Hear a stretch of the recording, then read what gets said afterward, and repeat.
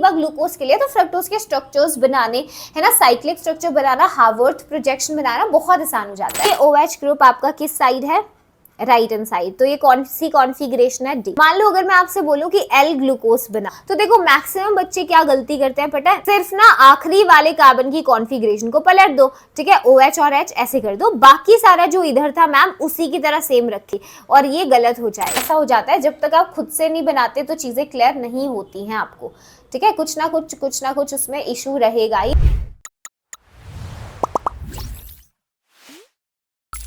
Okay guys, hi, a very warm welcome to Vedantu. My name is Shilpi Kaushik and I'm your chemistry educator and आज हम करने वाले हैं biomolecules का one short revision session, okay, class 12th JEE के लिए। बेटा ये चैप्टर बहुत ही ज़्यादा आसान होता है और स्कोरिंग होता है फॉर योर केमिस्ट्री का सेक्शन, ठीक है, और यहाँ से गारंटी से आपके लाइक मेंस में तो मान लो बहुत सीधा क्वेश्चन आता है हर साल, ठीक है, तो फ्री के 4 मार्क्स होते हैं, एडवांस में फिर भी कभी कभार स्ट्रक्चरल यूनिट से अच्छे क्वेश्चंस बन जाते हैं, बट या मेनली आप फ्री के मार्क्स समझते हैं। अगर आपने थोड़ा सा भी एनसीईआरटी लेवल चैप्टर पढ़ा है तो आपका काम हो जाएगा। तो आज पूरा सेशन अटेंड करना। ये सेशन ना सिर्फ आपको जेई के लिए हेल्प करेगा, रादर आपकी बोर्ड एग्जाम की प्रिपरेशन भी हो जाएगी, ठीक है। तो सेशन के अंदर आपको पूरा थ्योरी सारे कॉन्सेप्ट्स के साथ कवर्ड मिलेगा, फॉलोड बाय अ डीपीपी। तो मेक श्योर डिस्क्रिप्शन बॉक्स के लिंक से जब ये सेशन खत्म होगा तो आप डीपीपी के साथ साथ नोट्स भी आकर डाउनलोड जरूर कर लें। सॉर्टेड है? Yes, ready. तो बात करते हैं विदाउट वेस्टिंग एनी टाइम। पहले मैम वेटेज दिखा देती है। तो देखो मैं बता रही थी मेंस में तो हर साल आप देख रहे हो फिक्स्ड वेटेज लगभग 3% का, मतलब है एक सवाल तो आप मानकर ही चलो। एडवांस में भी काफी फिक्स्ड सा वेटेज आपको दिख रहा है, क्वेश्चन आ जाता है, ठीक है। तो कुल मिला के इजी स्कोरिंग चैप्टर है। तो मेक श्योर आप चैनल पे सब्सक्राइब रहे ताकि कोई भी सेशन अपना जो इस चैनल का है मिस आउट ना करे। टाइम वेस्ट किए बिना हम लोग कार्बोहाइड्रेट से स्टार्ट करेंगे। तो बेटा क्या होते हैं कार्बोहाइड्रेट्स? देखो कार्बोहाइड्रेट्स होते हैं polyhydroxy carbonyl compounds. Now when I से पॉलीहाइड्रोक्सी, पॉली का मतलब होता है मैनी, है ना, और हाइड्रोक्सी मतलब OH ग्रुप। तो ये ऐसे कंपाउंड्स होते हैं जिसमें बहुत सारे आपको OH ग्रुप्स मिल जाते हैं, पहली बात, ठीक है।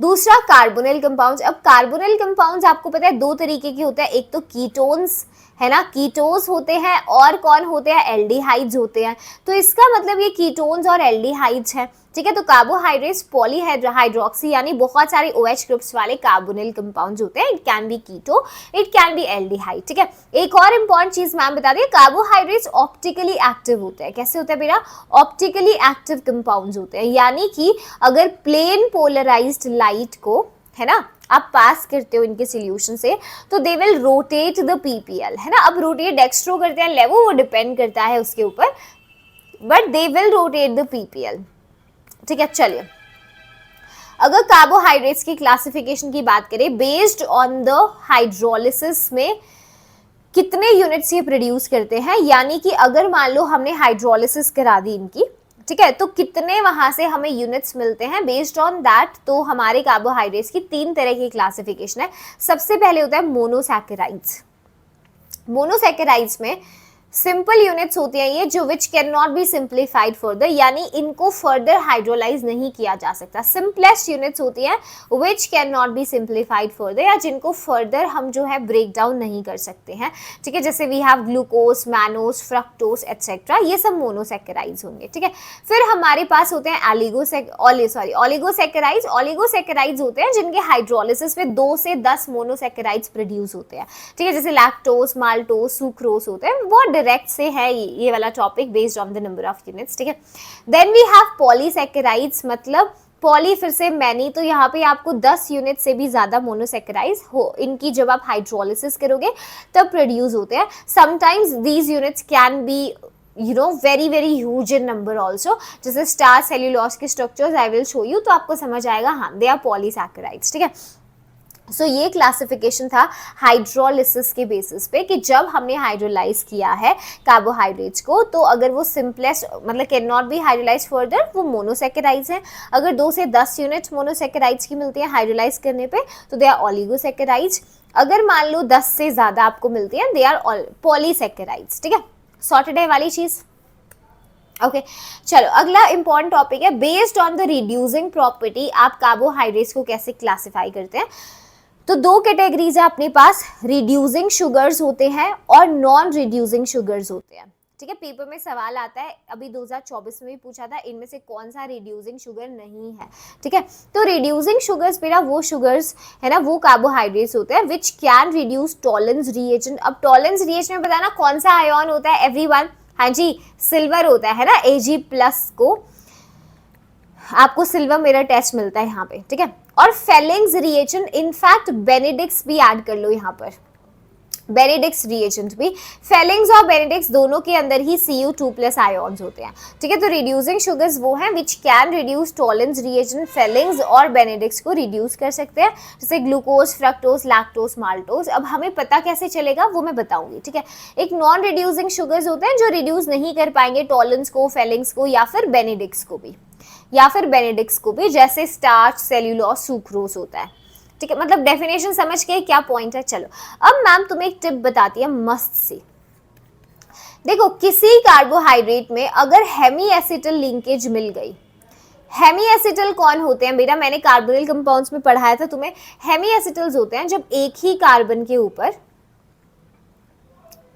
OH और OR दोनों ग्रुप्स हो, एक ही कार्बन पे OH ग्रुप भी है, OR भी, this is hemiacetal linkage. ठीक है, अब हेमी एसिटल लिंकेज जिनके अंदर होती है वो कार्बोहाइड्रेट्स पॉजिटिव टेस्ट देंगे। किसका पॉजिटिव टेस्ट देंगे बताओ?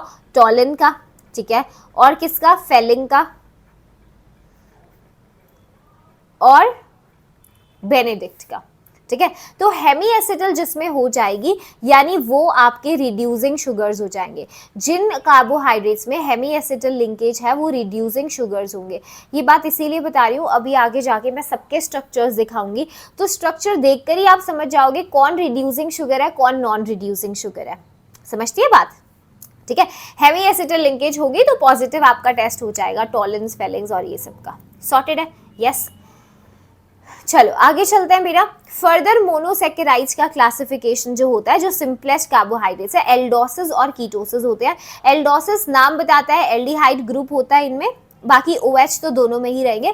कीटोसिस में मेन आपका कीटोनिक ग्रुप होता है। याद रखना, कीटो कभी भी फर्स्ट कार्बन नहीं बन सकता है ना। कीटो एक ऐसा फंक्शनल ग्रुप है जो आपका, जिसकी 2 वैलेंसीज फ्री हैं कार्बन की, तो ये हमेशा सेकंड पोजीशन पे कम से कम स्टार्ट होएगा।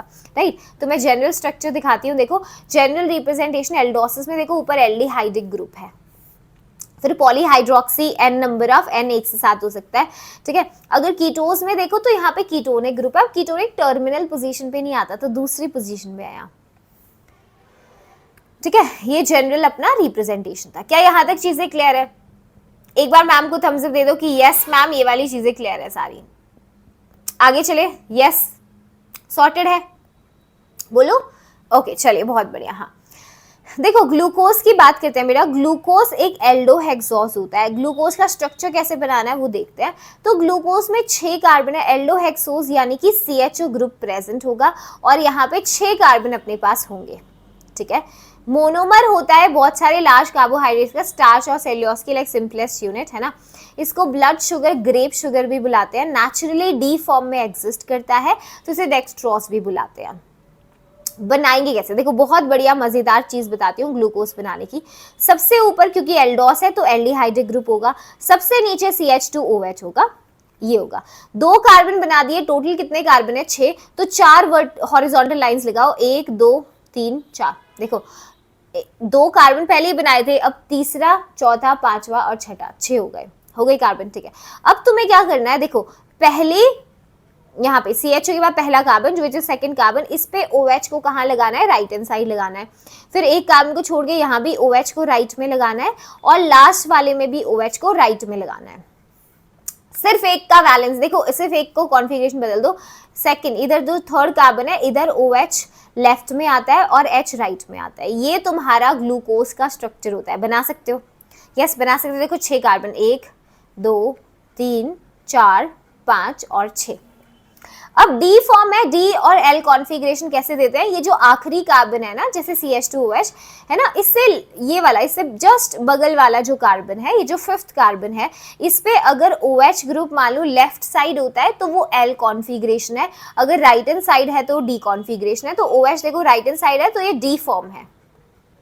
DNL आपका रिलेटिव कॉन्फ़िगरेशन है जो आप GOC में भी पढ़ते हो। अगर OH मानो लेफ्ट साइड होता है तो L डिनोशन होता है। ये हम कार्बोहाइड्रेट्स के अंदर है ना, और इसमें अमाइनो एसिड्स में भी हम देखते हैं DL। ध्यान रखना छोटे d और छोटे l का बड़े d बड़े l का कोई लेना देना नहीं होता है ना। ये small d small l dextro लेवो ये सब एक्सपेरिमेंटली डिटरमाइन होता है पोलैरीमीटर से। D और L कैपिटल वाला ये सिर्फ एक रिलेटिव कॉन्फ़िगरेशन है, ठीक है, ये सिर्फ रिलेटिव कॉन्फ़िगरेशन है। चलो तो एक बार देख लेते हैं। देखो स्ट्रक्चर ऑफ ग्लूकोज हमारा ऐसा है, ये हमने बनाया था OH, 3 OH ग्रुप्स जो हैं सेकंड, फोर्थ और फिफ्थ कार्बन पे ये हमारे राइट हैंड साइड आएंगे और फिर एक थर्ड कार्बन का लेफ्ट साइड आ रहा है, ठीक है। इजी, यस, बताओ मैम को। सॉर्टेड है यहाँ तक, आगे चलें। चलो नेक्स्ट इज ग्लूकोज का बारे में अगर हम स्ट्रक्चर देखते हैं और अच्छे से, तो ग्लूकोज में एक चीज देखो आप, ये इस कॉन्फ़िगरेशन का जो अभी हमने ग्लूकोज बनाया था कि इसकी डी फॉर्म है। OH ग्रुप जो आपका यहाँ पर है ये है ना, नीचे से सेकंड कार्बन का, ये OH ग्रुप आपका किस साइड है, राइट हैंड साइड। तो ये कौन सी कॉन्फ़िगरेशन है, डी है ना, डी ग्लूकोज है। मान लो अगर मैं आपसे बोलूँ कि L ग्लूकोज बनाओ, है ना, ये तो डी फॉर्म थी ग्लूकोज की जो अभी हमने बनाई, जो नेचुरली ग्लूकोज एग्जिस्ट करता है। अगर मैं आपसे L फॉर्म पूछूं तो देखो मैक्सिमम बच्चे क्या गलती करते हैं पता है, देखो ध्यान से देखना, मैक्सिमम बच्चे बेटा ये गलती करते हैं, वो कहेंगे मैम सिर्फ ना आखिरी वाले कार्बन की कॉन्फ़िगरेशन को पलट दो, ठीक है, OH और H ऐसे कर दो, बाकी सारा जो इधर था मैम उसी की तरह सेम रखेंगे, क्योंकि L में तो बस लास्ट वाले की कॉन्फ़िगरेशन चेंज होएगी, और ये गलत हो जाएगा। जानबूझ के क्रॉस किया क्योंकि पहला इंस्टिंक्ट ये होता है कि सिर्फ मैम हम ना ये वाली कॉन्फ़िगरेशन बदल देंगे, सारा सेम रखेंगे तो L ग्लूकोज मिल गया। ऐसा नहीं होता। तुम्हें पता है like it is very surprising कि जो आपका D फॉर्म है ग्लूकोज की और L फॉर्म है, they are like the mirror images of each other, they are enantiomers of each other, ठीक है। एक्सीडेंटली ऐसा है कि हाँ आखिरी कार्बन की तो कॉन्फ़िगरेशन पलटनी ही है आपको L फॉर्म के लिए, बट हर कार्बन की जो कॉन्फ़िगरेशन है वो चेंज्ड है। देखो यहाँ पे HOH था, OHH, ठीक है, ये HOH, ये OHH, तो हर कार्बन की जो कॉन्फ़िगरेशन है वो पलटी हुई है। This is L glucose for you. Exam में पूछ सकता है L ग्लूकोज का स्ट्रक्चर, तो ये गलती मत करना, सिर्फ आखिरी वाले कार्बन की जो कॉन्फ़िगरेशन है इसको मत पलटना, सबकी पलट देना, मिरर इमेज बना देना।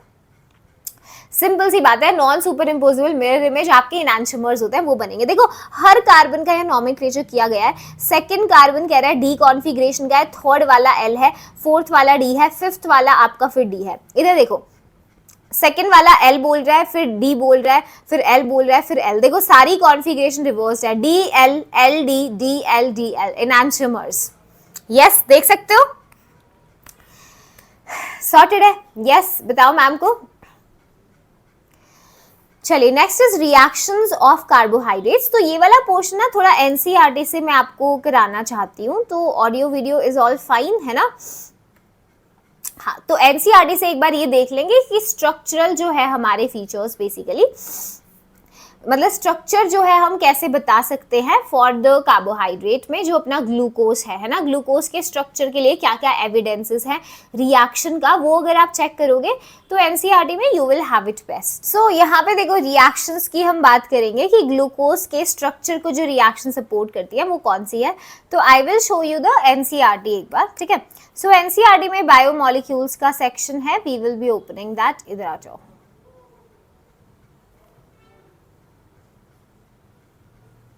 देखो यहाँ पे first of all we have classification, तो इधर आओ। स्ट्रक्चर ऑफ ग्लूकोज जो है, तो बेटा ग्लूकोज के स्ट्रक्चर की अगर हम बात करते हैं तो सबसे पहले देखो एल्डोहेक्सोस है, वी हैव डिस्कस दिस, ठीक है। मोनोमर होता है बहुत सारे लार्ज कार्बोहाइड्रेट्स का, जैसे ये सब मैं लिखवा चुकी हूँ नोट्स के अंदर, मॉलिक्यूलर फॉर्मूला हमें पता है। तो पहली रिएक्शन देखो, अगर आप हाइड्रोजन आयोडाइड के साथ प्रोलॉन्ग हीटिंग यानी काफ़ी देर के लिए हीटिंग करते हो तो यहाँ से आपको N-हेक्सेन मिलता है। क्या मिलता है? N-हेक्सेन मिलता है। देख सकते हो N-हेक्सेन मिला। देखो यहाँ पे ये हमारा क्या था, ग्लूकोज था, हाइड्रोजन आयोडाइड के साथ हीट किया तो 6 के 6 कार्बन देखो खुल गए, 1 2 3 4 5 6 नॉर्मल हेक्सेन मिला। तो इससे क्या पता चलता है, इससे ये पता चला कि 6 के 6 कार्बन जो हैं वो स्ट्रेट चेन के अंदर लिंक्ड हैं, है ना। 6 के 6 कार्बन किस में है? स्ट्रेट चेन में लिंक्ड है। ये क्वेश्चन एग्जाम में पूछता है, स्पेसिफिकली बोर्ड एग्जामिनेशन वाले ध्यान दे इस बात के ऊपर, वो पूछेगा, ठीक है। ओके उसके बाद देखो सेकेंड पॉइंट, अगर आप ग्लूकोज की रिएक्शन हाइड्रोक्सिल अमीन के साथ बनाते हो to form an enzyme and add a molecule of hydrogen cyanide to give the cyanohydrin. देखो ध्यान देना, कभी भी आपके पास अमोनिया का कोई डेरिवेटिव हो जाए, जैसे मान लो NH और मैंने कुछ X लगा दिया, ठीक है, ऐसे मैं लिख रही हूँ इस अमोनिया के डेरिवेटिव को, और इसकी कभी भी कोई कार्बोनिल ग्रुप के साथ कभी रिएक्शन कराते हैं, तो हमें क्या करना होता है, यहाँ से सिंपली जैसे NH2 मान लो मैंने लगा दिया, ठीक है, यहाँ से वाटर आपको निकाल देना है और सीधा का सीधा कार्बन से डबल बॉन्ड NX को जोड़ देना है, यहाँ से ऑक्साइम्स जो बनते हैं आपके। तो ऐसे ही ग्लूकोज की रिएक्शन जब हम हाइड्रोक्सिल अमीन से कराते हैं, क्योंकि ग्लूकोज में एक एल्डिहाइड ग्रुप है, देखो C डबल बॉन्ड OH है ना, और ये रिएक्शन मैंने कराई NH2OH के साथ, किसके साथ, NH2OH के साथ। तो देखना जरा, मैं ऐसे दिखाती हूँ, एल्डिहाइड ग्रुप जो है C डबल बॉन्ड OH ऐसे, और रिएक्शन हम लेकर आए हैं hydroxyl Amin which is NH2OH, ठीक है। तो देखो कुछ ऐसा बनेगा, यहाँ से वाटर निकल जाएगा, तो जो लिंकेज बनेगी C डबल बॉन्ड NOH बनेगा, isn't it? Yes. तो ये देखो यही रिएक्शन होती है इसकी, हाइड्रोक्सिल अमीन के साथ ऑक्साइम्स बन जाते हैं।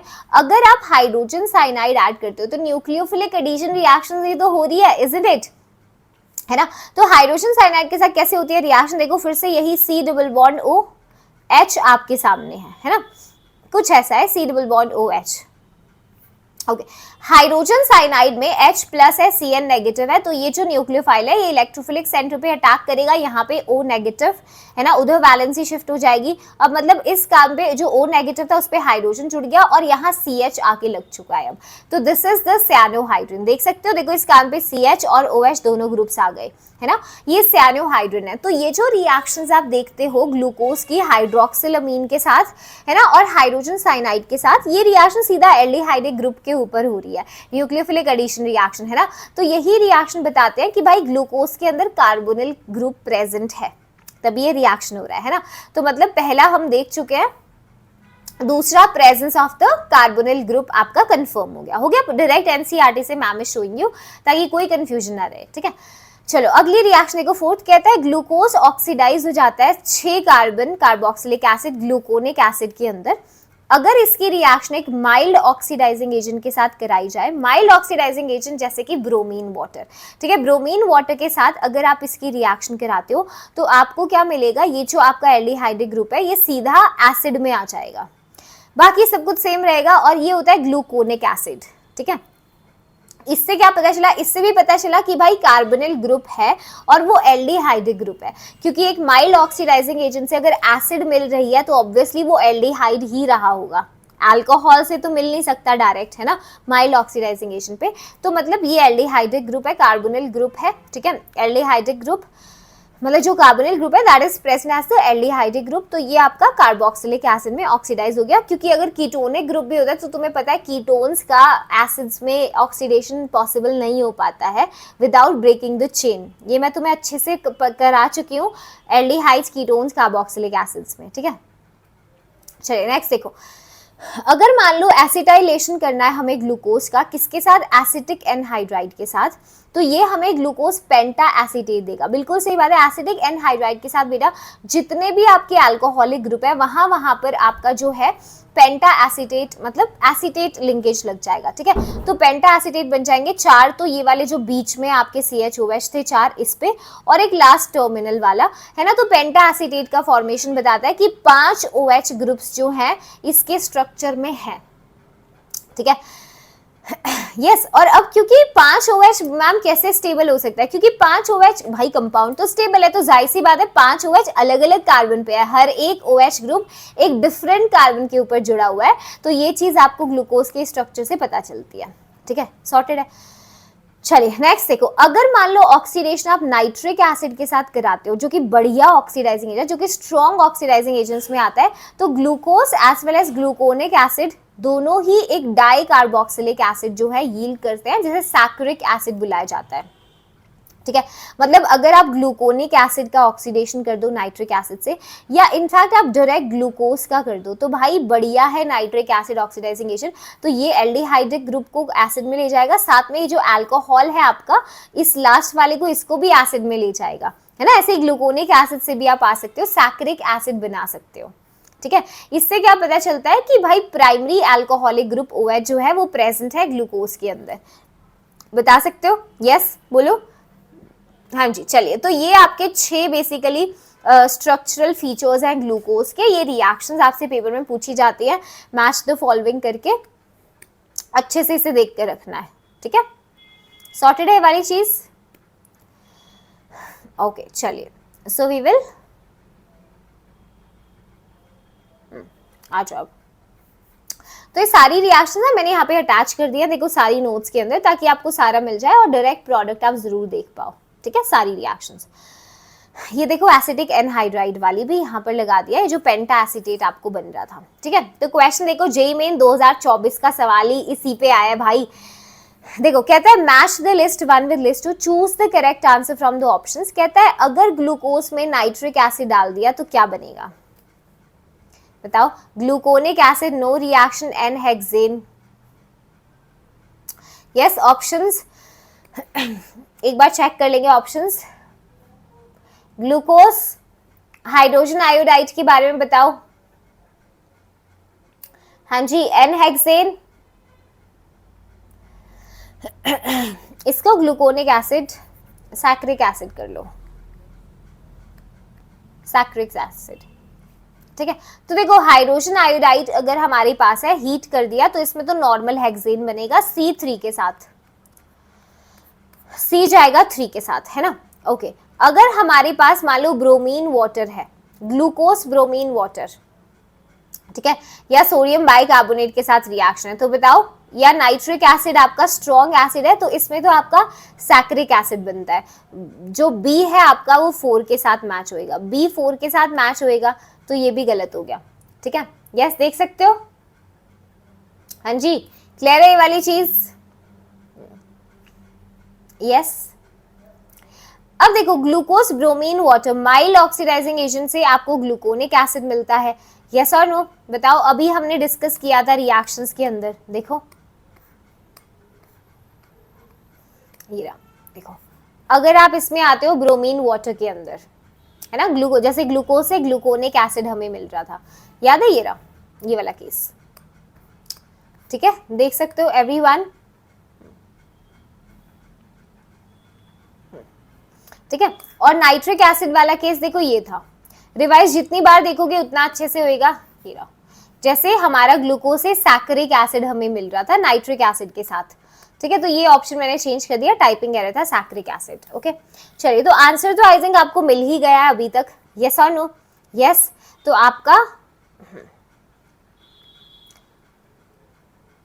कहाँ चला गया एरो, ये कर दिया ना एरो मैच, हाँ सारी कर दिया, और इसके साथ कोई भी रिएक्शन नहीं हो पाती, तो ए इज मैचिंग विद 2, तो option number A is the right answer, है ना, ए जो है वो सही आंसर है, ठीक है। सोडियम बाइकार्बन के साथ रिएक्शन नहीं होगी, नाइट्रिक एसिड के साथ सैक्रिक एसिड स्ट्रॉन्ग एसिड, ठीक है, HI के साथ नॉर्मल हेक्सेन, ठीक है, और यहाँ पे bromine soft you can say mild oxidising agent से you will have gluconic acid. Easy है, कर सकते हैं।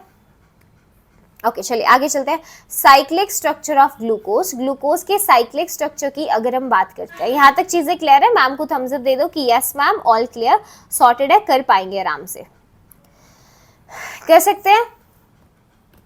ओके चलिए, अब देखो बेटा ग्लूकोज की जो सारी प्रॉपर्टीज है वो उसके स्ट्रक्चर जो हमने ड्रॉ किया था अभी तक उससे फिशर प्रोजेक्शन से एक्सप्लेन नहीं होती, तो ग्लूकोज का एक्चुअली साइक्लिक स्ट्रक्चर भी होता है जो हम देते हैं to explain all its properties and the reaction, ठीक है। तो साइक्लिक स्ट्रक्चर ऑफ ग्लूकोज बनता है through intramolecular hemi acetal formation which leads to the cyclization. Hemi acetals क्या है, हेमी एसिटल्स एक ही कार्बन पे OH और OR दोनों ग्रुप्स होते हैं, यस।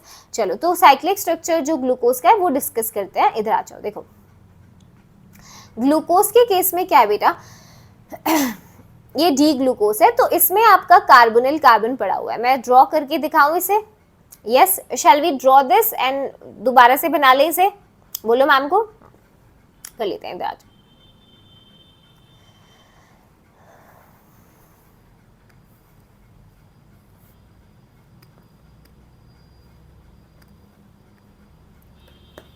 देखो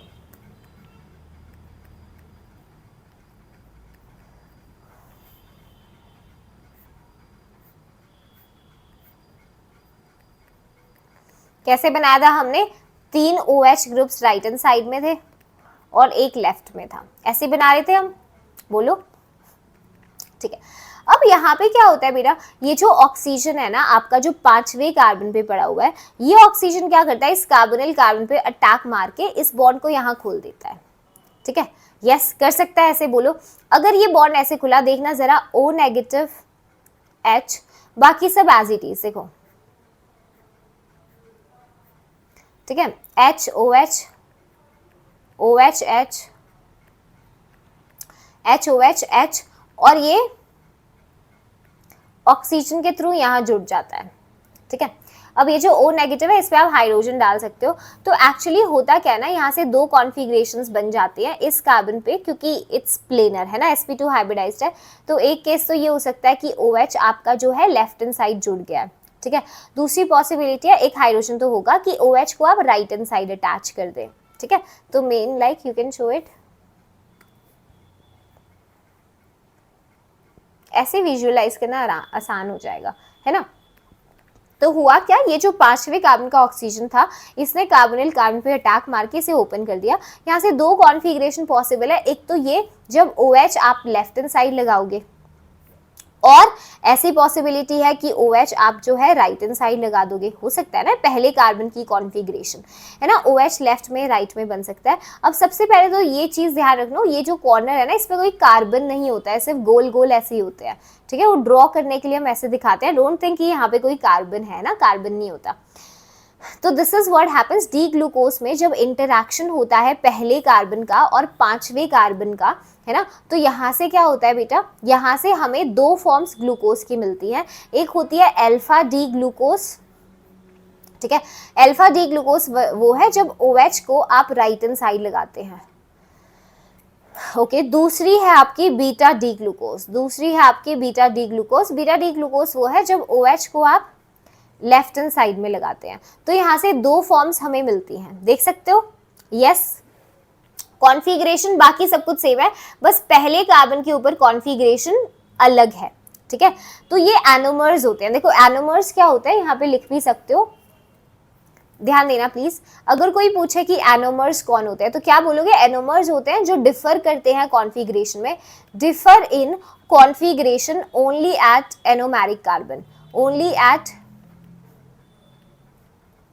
एनोमेरिक कार्बन, सिर्फ एनोमेरिक कार्बन पे कॉन्फ़िगरेशन इनका अलग होता है। ठीक है, एक वर्ड होता है एपीमर्स, प्लीज इनको कंफ्यूज मत करना। एपीमर्स जो होते हैं बेटा, ये डिफर करते हैं, डिफर इन एनोमेरिक कार्बन जो पहले वाला है ना, एपीमर्स होते हैं differ in configuration only at 1 carbon. ठीक है, differ in configuration only at सिर्फ 1 कार्बन पे। ठीक है, अदर देन एनोमेरिक कार्बन, मतलब सिर्फ anomeric carbon, different configuration only at 1 carbon other than anomeric carbon, मतलब एनोमेरिक कार्बन को छोड़कर किसी एक कार्बन पे कॉन्फ़िगरेशन अगर अलग है वो एपीमर्स होते हैं। अगर एनोमेरिक कार्बन पे कॉन्फ़िगरेशन अलग है so they would be your anomers, जैसे यहाँ पे है ना।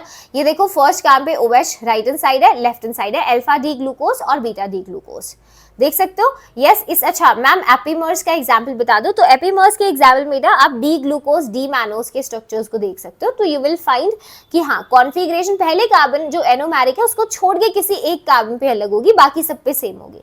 ठीक है, बाकी सब पे सेम होगी। सॉर्टेड है यहाँ तक? ओके, चलिए अब यहाँ से देखो हावर्थ प्रोजेक्शन बनाना सीखते हैं कि हम कैसे ग्लूकोज के जो alpha D glucose beta D glucose है इसके हावर्थ प्रोजेक्शंस अपन कैसे बना सकते हैं। ठीक है, तो ध्यान देना बेटा, हावर्थ प्रोजेक्शन बनाने के लिए मैं एक ट्रिक आपके साथ शेयर करती हूँ। बहुत कमाल की ट्रिक है ये। जितने OH आपको राइट हैंड साइड दिखते हैं, 1 2 3 है ना, 3 OH आपको राइट हैंड साइड दिख रहे हैं, जितने OH राइट हैंड साइड होते हैं उसको हमेशा नीचे बनाना है। ठीक है, लिख लो पहले right hand side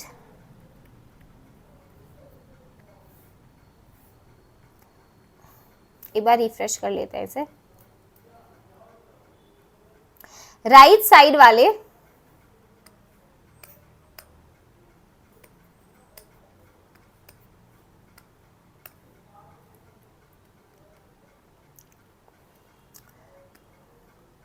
right side वाले OH को नीचे दिखाना है, नीचे।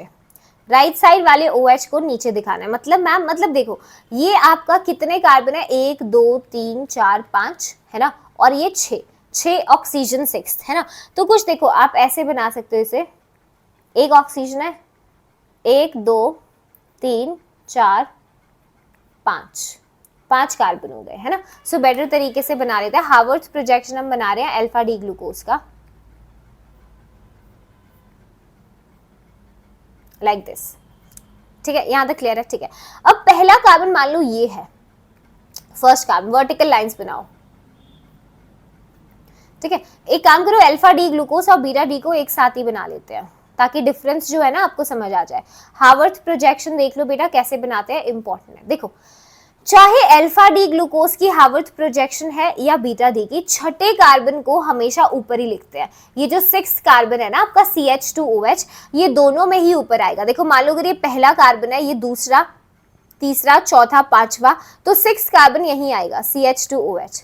ऐसे ये देखो 1 2 3 4 5, तो 6 कार्बन यहीं आएगा, 6 कार्बन हमेशा ऊपर आएगा। ठीक है, लाइन पे CH2OH।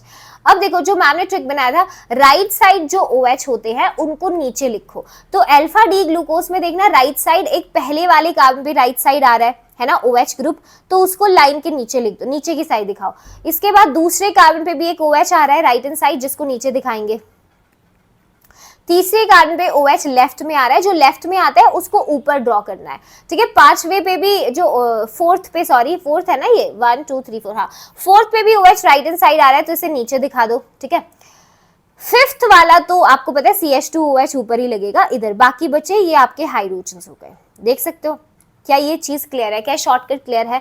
जो आपने अभी साइक्लिक स्ट्रक्चर बनाया, साइक्लिक स्ट्रक्चर में जितने OH आपके बेसिकली राइट हैंड साइड है, उनको आप हार्वर्थ प्रोजेक्शन में नीचे बना दो, बन जाएगा। यही अल्फा डी ग्लूकोज है और ये पायरेनॉस फॉर्म होती है, तो we can say alpha D gluco pyranose. ठीक है, ग्लूको पायरेनॉस बना सकते हो।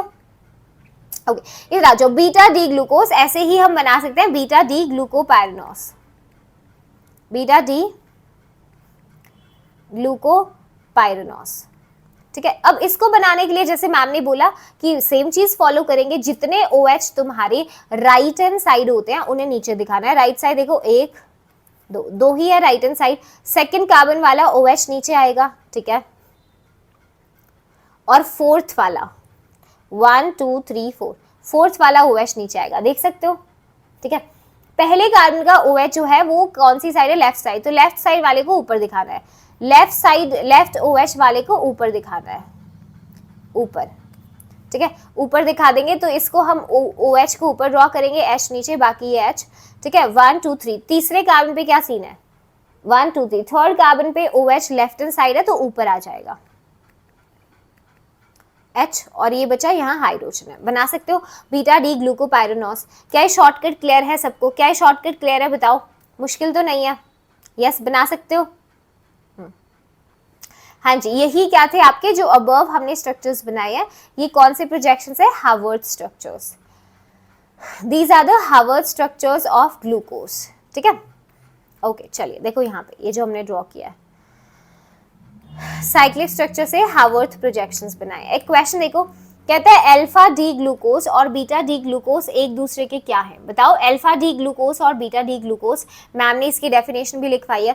कॉन्फर्मर्स है, ज्योमेट्रिकल आइसोमर्स, एनोमर्स या फिर enantiomers. Alpha D glucose beta D glucose में सिर्फ एनोमेरिक कार्बन के कॉन्फ़िगरेशन का फर्क था। OH एक में लेफ्ट हैंड साइड था, एक में राइट हैंड साइड, तो ये एक दूसरे के एनोमर्स हैं। ठीक है, what are they? Anomers. Okay, चलो ये देखो, कहता है नंबर ऑफ स्टीरियो सेंटर्स बताओ which are present in linear and cyclic structure of glucose. Stereo, number of stereo centres जो प्रेजेंट है लीनियर और साइक्लिक स्ट्रक्चर ऑफ ग्लूकोज के अंदर। यस, चेक करो, एक तो लीनियर स्ट्रक्चर के अंदर स्टीरियो सेंटर्स और साइक्लिक स्ट्रक्चर में। तो स्ट्रक्चर अभी बनाकर आए थे हम, लीनियर स्ट्रक्चर में तुम वो जो फिशर प्रोजेक्शन है उसको बना रहे हो। स्टीरियो सेंटर 4 दिखेंगे जो वर्टिकल लाइंस पे थे। देखो ये तो CHO था, ये CH2OH था, ये तो है नहीं। ठीक है, ये 1 2 3 4 OH OH, बाकी सब H। यस। अभी तो देखो कौन कौन से है, ये वाला कार्बन है स्टीरियो सेंटर, चारों कॉन्फ़िगरेशन अलग, ये है और ये है, तो 4 है स्टीरियो सेंटर्स। बताओ यहाँ पे 4 स्टीरियो सेंटर्स हैं, 4 लीनियर स्ट्रक्चर में, ठीक है। साइक्लिक स्ट्रक्चर के अंदर कितने हैं? साइक्लिक अभी हमने ऊपर बनाया, मतलब हावर्थ में देख लो तुम, यहाँ जाओ, यहाँ चेक करके बताओ कितने हैं। ये वाला कार्बन होगा, यस ये कार्बन है 4, बेटा ये वाला कार्बन भी तो है, देखो ये वाला कार्बन 5वां, तो इधर 5 कार्बन हो जाएंगे, यस और नो बताओ। हाँ जी तो 5 स्टीरियो सेंटर्स है ना, तो आंसर इधर क्या है 4,5, 4 and 5, option number A is the right answer. तो नेक्स्ट इज फ्रक्टोज। जैसे ग्लूकोज हमने डिस्कस किया, ऐसे फ्रक्टोज है ये, लेकिन एक कीटोहेक्सोज होता है। ग्लूकोज वाज द एल्डोहेक्सोज है ना, उधर आपका जो मेन ग्रुप था दैट वाज एल्डिहाइड ग्रुप, ये कीटोहेक्सोज है, यहाँ पे आपका कीटोनिक ग्रुप है। देखो सेकंड कार्बन पे कीटो है भाई, कीटो एक ऐसा ग्रुप है जो टर्मिनल पोजीशन पे नहीं आ सकता है ना, तो नॉन टर्मिनल, तो सेकंड से शुरू हो रहा है। कीटोहेक्सोज, हेक्सोज क्यों, 6 के 6 कार्बन है, 1 2 3 4 5 और 6 ही कार्बन है ना, सेम। चलिए कैसे मिलता है, it is obtain along with glucose. अगर आप सुक्रोज की हाइड्रोलिसिस करते हो तो आपको ग्लूकोज और फ्रक्टोज मिलते हैं, तो this is fructose that we are discussing. Formula same ही है, ओके। कार्बन नंबर 2 के ऊपर हमारे पास एक कीटोनिक फंक्शनल ग्रुप है, ठीक है, ये भी डी सीरीज से बिलोंग करता है। ये देखो लास्ट वाला जो ये वाला कार्बन है ना, लास्ट सेकंड बेसिकली, इस पे OH ग्रुप कौन सी साइड है, राइट हैंड साइड, तो डी कॉन्फिगरेशन, अगर लेफ्ट में होता तो L होता। सॉर्टेड है, यस एवरीवन टेल मैम। हाँ जी, ओके, यस मैम, ये चीज क्लियर है। अब इधर आ जाओ, देखो फ्रक्टोज जो होता है बेटा, फ्रक्टोज भी बिल्कुल जैसे अभी आप ग्लूकोज डिस्कस करके आए हो, 2 साइक्लिक फॉर्म के अंदर एग्जिस्ट करता है। अब इसको आप बना सकते हो, अगर एक बार ग्लूकोज के लिए, तो फ्रक्टोज के स्ट्रक्चर्स बनाने है ना, साइक्लिक स्ट्रक्चर बनाना, हावर्थ प्रोजेक्शन बनाना बहुत आसान हो जाता है। तो यहाँ पर देखो ये 2 साइक्लिक फॉर्म्स में एग्जिस्ट करता है, जो बेसिकली ऑब्टेन होते हैं by the interaction of OH at carbon number 5 and the second carbon का कार्बोनिल ग्रुप। बिल्कुल इसी तरह देखो यहाँ पे कार्बोनिल ग्रुप लगा हुआ था सेकेंड कार्बन के ऊपर, है ना, और यहाँ पे OH था 5वें कार्बन पे, तो यहाँ से ऑक्सीजन इस कार्बन पे अटैक मार के यहाँ पे O नेगेटिव शिफ्ट होगी इलेक्ट्रॉन डेंसिटी, जिसपे आप हाइड्रोजन अटैच कर सकते हो। तो ऐसे ही हाइड्रोजन है ना, आप ये 2 फॉर्म्स इसकी बना सकते हो, एक alpha D ग्लूको fructo, alpha D फ्रक्टोफ्यूरेनॉस और बीटा डी फ्रक्टोफ्यूरेनॉस कर सकते हो, वही बिल्कुल जैसे हमने एनोमर्स में अभी डिस्कस किया था ग्लूकोज के, सेम चीज यहाँ पर। ऐसे ही साइक्लिक स्ट्रक्चर्स बना सकते हो, साइक्लिक से आप इनके हावर्थ स्ट्रक्चर्स बना सकते हो। वो सेम ट्रिक जो मैम ने बोला था कि जो राइट हैंड साइड आता है उसे नीचे रखना है, राइट हैंड साइड वाले को नीचे रख दो, जो लेफ्ट हैंड साइड में आ रहा था ग्रुप है ना OH, उसको आपने ऊपर रख देना। देखो राइट हैंड साइड वाले को नीचे, ये राइट हैंड साइड आ रहा है, तीसरे कार्बन पे OH राइट हैंड साइड है, चौथे पे भी राइट हैंड साइड है, तो आप देखो ये 1 है 2 है 3, तो जो आपका राइट हैंड साइड में आएगा उसको आप है ना 3 4 नीचे की तरफ दिखाएंगे, जो राइट हैंड साइड में है उनको नीचे दिखाओगे अल्फा डी में। ऐसी बीटा डी आप बना सकते हो, यस एवरीवन, हाँ जी बना सकते हो। ये स्ट्रक्चर थोड़े कर लेना है ना, कभी इसमें लाइक ऐसा हो जाता है जब तक आप खुद से नहीं बनाते तो चीज़ें क्लियर नहीं होती हैं आपको, ठीक है, कुछ ना कुछ उसमें इशू रहेगा ही, तो make sure you draw the cyclic structure yourself. अब यहाँ पे एक चीज़ देखो मजे की बात, भाई एक काम करते हैं, फ्रक्टोज के बारे में सोचते हैं, ये रिड्यूसिंग शुगर है या नॉन रिड्यूसिंग। तो मैम ने बोला था अगर कार्बन पे OH और OR दोनों ही ग्रुप्स होते हैं तो वो हेमी एसिटल लिंकेज है ना, और हेमी एसिटल्स जो होते हैं जिनमें जिस भी कंपाउंड में आपको हेमी एसिटल लिंकेज मिलेगी वो एक रिड्यूसिंग शुगर होगा। तो इस कार्बन के ऊपर देखो ये OR वाला ग्रुप है और ये OH है, तो क्या इसमें हेमी एसिटल लिंकेज है?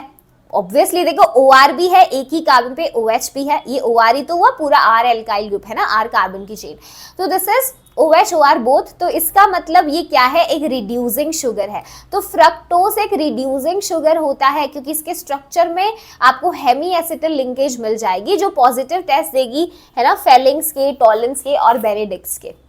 इजी, चलो नेक्स्ट देखो, सुक्रोज को कॉमनली हम टेबल शुगर या केन शुगर के नाम से भी जानते हैं। ये एक कार्बोहाइड्रेट है जो बनता है from the combination of glucose and fructose, ठीक है। मॉलिक्यूलर फॉर्मूला C12H22O11 है। अब अगर आप इसके रोटेशन की बात करते हो बेटा, तो ये एक्चुअली डेक्स्ट्रो रोटेटरी नेचर का होता है सुक्रोज, ठीक है। मतलब अगर आप प्लेन पोलराइज लाइट को इसके इंटरेक्शन में लाओगे तो ये उसे क्लॉकवाइज रोटेट करेगा बाय 65 डिग्रीज। बट जब आप सुक्रोज का हाइड्रोलिसिस करते हैं तो सुक्रोज के हाइड्रोलिसिस से आपको डी ग्लूकोज और डी फ्रक्टोज मिलता है, ठीक है। डी ग्लूकोज का ओवरऑल अगर आप रोटेशन देखोगे 52.5 डिग्रीज होता है क्लॉकवाइज, और अगर फ्रक्टोज का देखोगे that is anti clockwise -92 degrees. तो ओवरऑल ये जो मिक्सचर है आपका, क्योंकि इसमें ऑप्टिकल रोटेशन जो डोमिनेट कर रही है वो फ्रक्टोज की कर रही है ना, और वो भी फ्रक्टोज में एंटी क्लॉकवाइज जा रहा है वो, है ना। तो ओवरऑल ये जो मिक्सचर है ये ओवरऑल लीवो रोटेटरी बन जाता है। तो इसका मतलब सुक्रोज पहले डेक्स्ट्रो रोटेटरी था, हाइड्रोलिसिस के बाद वो लीवो रोटेटरी बन गया। इसे ही इन्वर्जन ऑफ केन शुगर बुलाते हैं। इसे ही हम क्या बुलाते हैं? Inversion of the cane sugar. Inversion of cane sugar यही होता है, ठीक है। और आपने केमिकल काइनेटिक्स में पढ़ा है कि इन्वर्जन ऑफ केन शुगर बताना किस ऑर्डर की रिएक्शन है। Everyone in the chat box, अगर तुमसे कोई इसकी ऑर्डर पूछ ले तो inversion of cane sugar is a pseudo first order reaction, ठीक है। स्यूडो फर्स्ट ऑर्डर रिएक्शन ये होती है, स्यूडो फर्स्ट ऑर्डर रिएक्शन होता है। देखने में सेकंड ऑर्डर लगता है बट वाटर एक्चुअली बहुत एक्सेस में प्रेजेंट होता है एज अ सॉल्वेंट होता है, तो वो रेट डिटरमाइन करने में उसका रोल नहीं होता, वो कांस्टेंट ही रहता है, ठीक है। तो this is the pseudo first order reaction. तो ये आपका सुक्रोज है, तो and this is the inversion of cane sugar जो फिनोमिना होता है, राइट। चलिए अब यहाँ पे सुक्रोज का स्ट्रक्चर देखो। अब देखो यार, तुम्हें ना सारे स्ट्रक्चर्स जेई मेंस के लिए तो याद नहीं करने, मेंस में स्ट्रक्चर का सवाल नहीं आता, लिंकेजेस का आता है। तुम्हें हर स्ट्रक्चर की, हर कार्बोहाइड्रेट के जो स्ट्रक्चर्स हैं उनकी लिंकेजेस याद होनी चाहिए कि इसमें सुक्रोज में कौन सी लिंकेज होती है 2 यूनिट्स के बीच में, ठीक है। तो alpha D glucose beta D fructose में आपको जो लिंकेज मिलेगी that is alpha glycosidic linkage, और कौन सी 1-2 है ना। अगर ये जैसे आप यहाँ पर देख सकते हो, अच्छा पहले इसके स्ट्रक्चर से देख के बताना क्या इसमें हेमी एसिटल लिंकेज है या नहीं है, बताओ हेमी एसिटल लिंकेज है या नहीं है। हाँ जी, यस 1-2 अल्फा ग्लाइकोसिडिक लिंकेज, बताओ हेमी एसिटल लिंकेज है। चलो चेक करते हैं। देखो OR ग्रुप तो प्रेजेंट है सुक्रोज के इस यूनिट में, ये भी कैसा है, ये भी OR है। इस कार्बन के ऊपर OH नहीं है, तो मतलब एक ही कार्बन पे OH और OR अगर हो तो वो हेमी एसिटल है, और हेमी एसिटल लिंकेज सुक्रोज में नहीं है। हेमी एसिटल लिंकेज सुक्रोज में नहीं है, तो इसका मतलब ये नॉन रिड्यूसिंग शुगर है। जेई 2024 का सवाल है, it is a non reducing sugar भाई, नॉन रिड्यूसिंग शुगर। तो sucrose is a non reducing sugar, structure से ही पता चल रहा है। और 2 यूनिट्स के बीच में linkage is 1-2 alpha glycosidic linkage, ठीक है। ओके चलिए नेक्स्ट इज माल्टोज। माल्टोज एक स्वीट डाइसैकेराइड है, okay, carbohydrate consisting of 2 glucose units. तो क्या आप देख सकते हो इसमें बहुत ज्यादा ग्लूकोज भरा हुआ है, तो माल्टोज काफी ज्यादा रिच सोर्स होता है। अगर आपको ग्लूकोज चाहिए तो maltose is a good source of it, ठीक है। ओके, हाइड्रोलिसिस पे वही अल्फा डी ग्लूकोज की 2 यूनिट्स ये प्रोड्यूस करता है, बहुत ज्यादा रिच है ग्लूकोज के सोर्स में, एंड ये एक रिड्यूसिंग शुगर है। स्ट्रक्चर में अल्फा 1,4 ग्लाइकोसिडिक बॉन्ड है, अल्फा 1,4। देखो ये वाला कार्बन फर्स्ट कार्बन इस यूनिट का, और ये 1, 2, 3, 4 ये फोर्थ। सो 1 और 4 पे आप देखो अल्फा 1,4 ग्लाइकोसिडिक बॉन्ड है यहाँ पर, ठीक है, माल्टोज में। और माल्टोज में चेक करना, इस कार्बन पे OH है और इसी कार्बन पे OR भी है, तो ये रिड्यूसिंग शुगर है। देखो हेमी एसिटल लिंकेज है, हेमी एसिटल लिंकेज है, तो this is the reducing sugar. देख सकते हो इट्स अ रिड्यूसिंग शुगर, है ना, रिड्यूसिंग शुगर है। चलिए next is lactose. Lactose is a large sugar molecule जिसमें आपको 2 स्मॉलर शुगर मॉलिक्यूल्स मिल जाते हैं, ग्लूकोज और गैलेक्टोज, ठीक है। ये ग्लूकोज है हमारे पास, ठीक है, हाइड्रोलिसिस करते हैं इसका, तो बीटा डी गैलेक्टोज और बीटा डी ग्लूकोज हमें मिलता है, राइट। अब लैक्टोज के स्ट्रक्चर की अगर बात करते हैं तो यहाँ पे देखो चेक करो OR यूनिट है, इस कार्बन पे ही OH भी लगा है, तो ये रिड्यूसिंग शुगर है ना। रिड्यूसिंग शुगर कैसे हुआ, क्योंकि हेमी एसिटल लिंकेज है। देख सकते हो hemiacetal linkage is present, yes और नो? हाँ जी प्रेजेंट है। Okay, beta D galactose, beta D glucose, ये जो लिंकेज आपको प्रेजेंट होती है ये कौन सी है? दिस इज बीटा, ये देखो पहला कार्बन, ये फोर्थ है, beta 1,4 glycosidic linkage, beta 1,4 glycosidic linkage, beta 1,4 glycosidic linkage, ठीक है। हाँ जी लिंकेज। चलो सवाल देखते हैं। अब ये जो क्वेश्चन है, the question is from JEE Mains 2024, कहता है sugars which does not give reddish brown precipitate with Fehling's reagent is, वो शुगर जो रेडिश ब्राउन प्रेसिपिटेट नहीं देती है फेलिंग्स रिएजेंट के साथ, वो कौन है? Sugar which does not give reddish brown precipitate यानी कौन सी शुगर? इसका मतलब समझे सवाल में क्या पूछा है, कह रहा है रेडिश ब्राउन पीपीटी वो नहीं देगा जो नॉन रिड्यूसिंग शुगर होगा। ऑब्वियसली यार रिड्यूसिंग शुगर्स तो दे देंगे, है ना, रिड्यूसिंग शुगर्स तो दे देंगे, नॉन रिड्यूसिंग नहीं देगा। तो नॉन रिड्यूसिंग में अभी स्ट्रक्चर से तुमने देखा था सुक्रोज के अंदर कोई भी आपको हेमी एसिटल लिंकेज नहीं मिली, मिली थी? बोलो नहीं मिली। तो नॉन रिड्यूसिंग शुगर अपना कौन है यहाँ पर? सुक्रोज है, among what they have given. Sorted यहाँ तक बताओ मैम को? हाँ जी चलिए आगे देखिए, स्टार्च को चेक करते हैं। स्टार्च मेरा मिक्सचर होता है दो पॉलीसैकेराइड्स का, ठीक है। कौन कौन से पॉलीसैकेराइड्स? अमाइलोस होता है 15 to 20% और अमाइलोपैक्टिन होता है इसमें 80 to 85%। यहाँ से भी इनकी लिंकेजेस से सवाल आते हैं, तो इसको बहुत अच्छे से देखना पूरा। We are doing word by word NCERT। Okay चलो, सो अमाइलोस क्या होता है? ये एक लीनियर पॉलीमर है किसका? अल्फा डी ग्लूकोज का। प्लस है या माइनस वो हमारा काम नहीं है जानना, क्योंकि वो तो हम एक्सपेरिमेंटली बताते हैं। Alpha D glucose is fine, ठीक है। 100 से 1000 यूनिट्स तक आपको पॉलीमर मिलता है अल्फा डी ग्लूकोज की यूनिट्स का। जो यूनिट्स होती है they are like linear chain में आपको मिलेंगी, है ना। अल्फा 1,4 ग्लाइकोसिडिक लिंकेज होती है और ये वाटर सोल्यूबल भी होता है। अगर आप चेक करो इसका स्ट्रक्चर तो कुछ ऐसा होता है, देखो अल्फा 1 ये फर्स्ट कार्बन इस यूनिट का, दूसरी यूनिट का फोर्थ है, देखो 1 2 3 4, है ना। तो 1 और 4 की अल्फा 1,4 ग्लाइकोसिडिक लिंकेज है किसमें? अमाइलोस के अंदर। लीनियर चेन पॉलीमर है किसका? अल्फा डी ग्लूकोज का। 100 से 1000 यूनिट्स तक उसमें होती है, ठीक है। Okay then we have amylopectin. अगर अमाइलोपैक्टिन की बात करते हैं तो एक क्रॉस लिंक्ड पॉलीमर है अल्फा डी ग्लूकोज का। अल्फा डी ग्लूकोज का क्रॉस लिंक्ड पॉलीमर होता है, लीनियर के साथ साथ क्रॉस लिंकिंग भी चेन्स होती है। I will show you. तो क्योंकि क्रॉस लिंक भी है तो दो तरह की लिंकेजेस आपको मिलेंगी। एक अल्फा 1,4 ग्लाइकोसिडिक लिंकेज होता है, जैसे लीनियर चेन जो है, लीनियर जैसे अभी आपने अमाइलोस में देखा अल्फा 1,4 ग्लाइकोसिडिक लिंकेज, और जो क्रॉस लिंक्स बनते हैं वहां पे 1,6 लिंकेज होती है, ठीक है।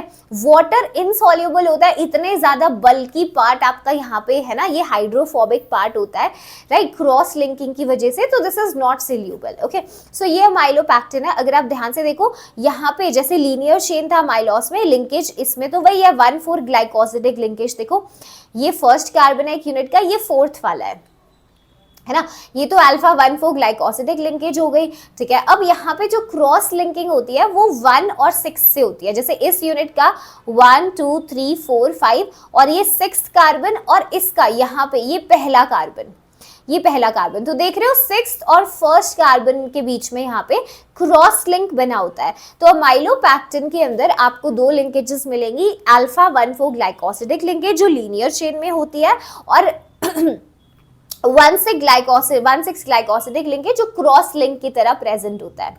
इजी है, ठीक है। सो अमाइलोपैक्टिन में विच काइंड ऑफ लिंकेजेस हमें मिलेंगी? अमाइलोपैक्टिन जो है दैट इज कंपोज्ड ऑफ, बताओ अभी तुमने स्ट्रक्चर देखा फिर से देख लो। अमाइलोपैक्टिन के अंदर बताओ क्या होता है?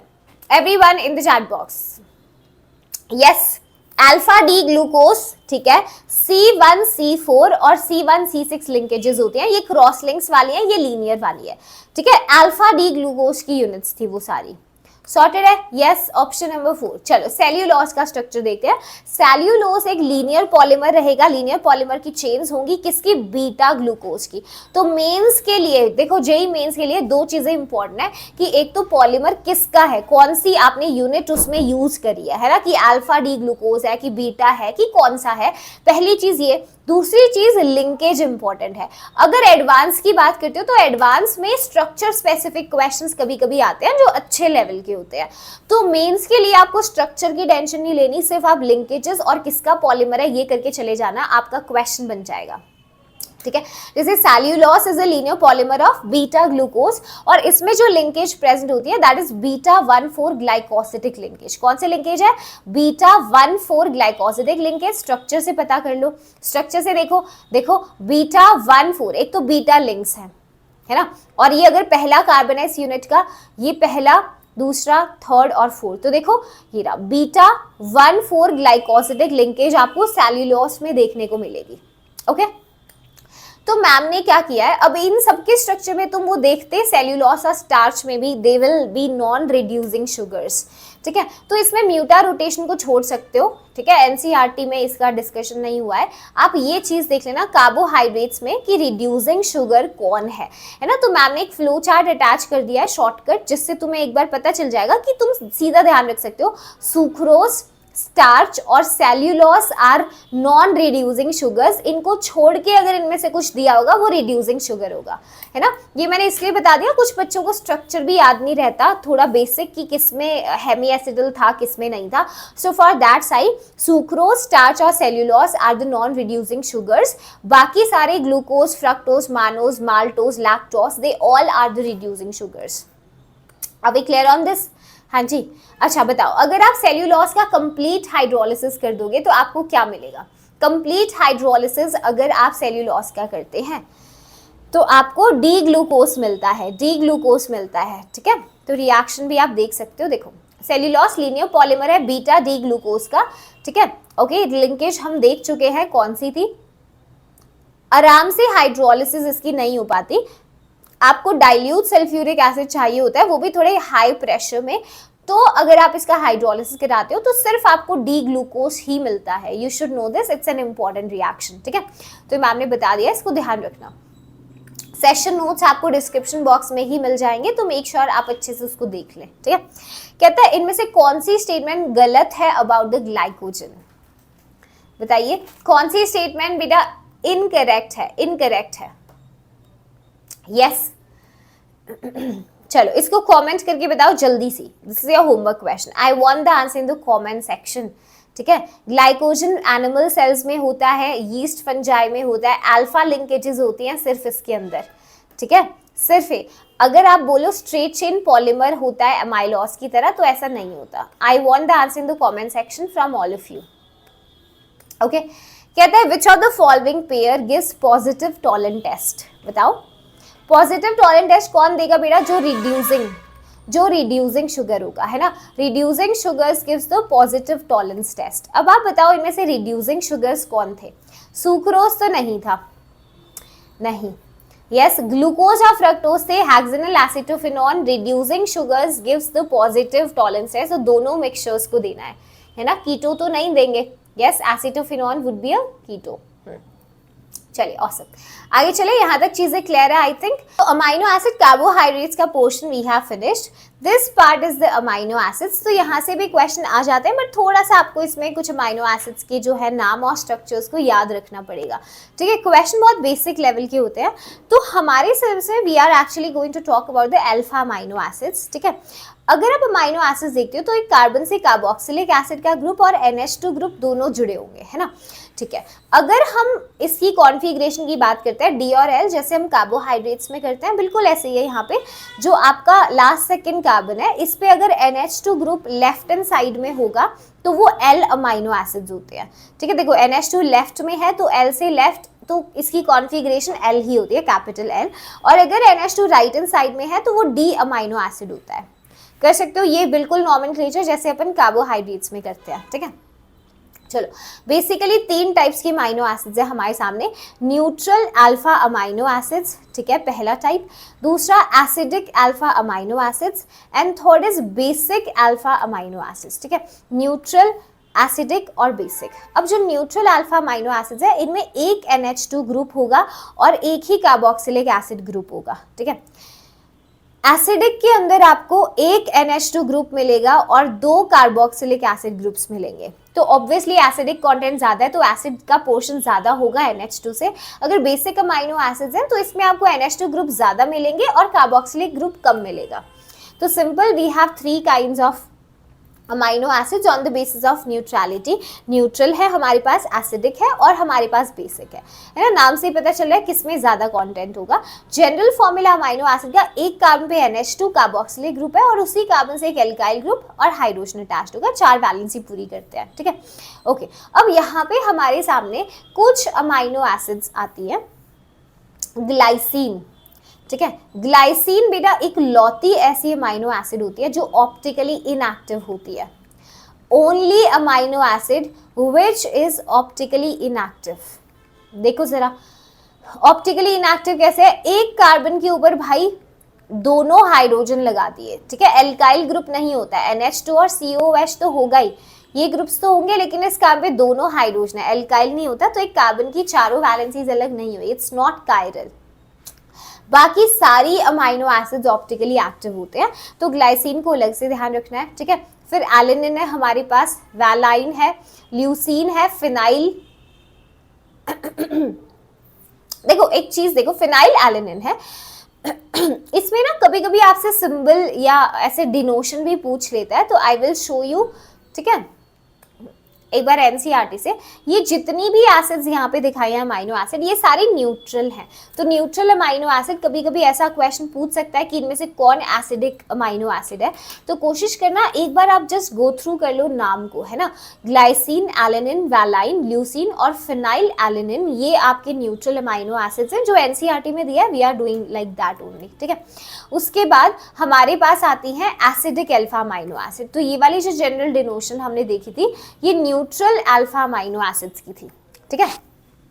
न्यूट्रल में देखो एक NH2 है, एक कार्बोक्सिलिक, इन सब के अंदर एक NH2, एक COOH, NH2 COOH, NH2 COOH एक है, बाकी आपका कार्बन के साथ हाइड्रोजन और एल्काइल ग्रुप है। इसमें भी जो ऑप्टिकली इनएक्टिव है that is the glycine only, that is optically inactive, ठीक है।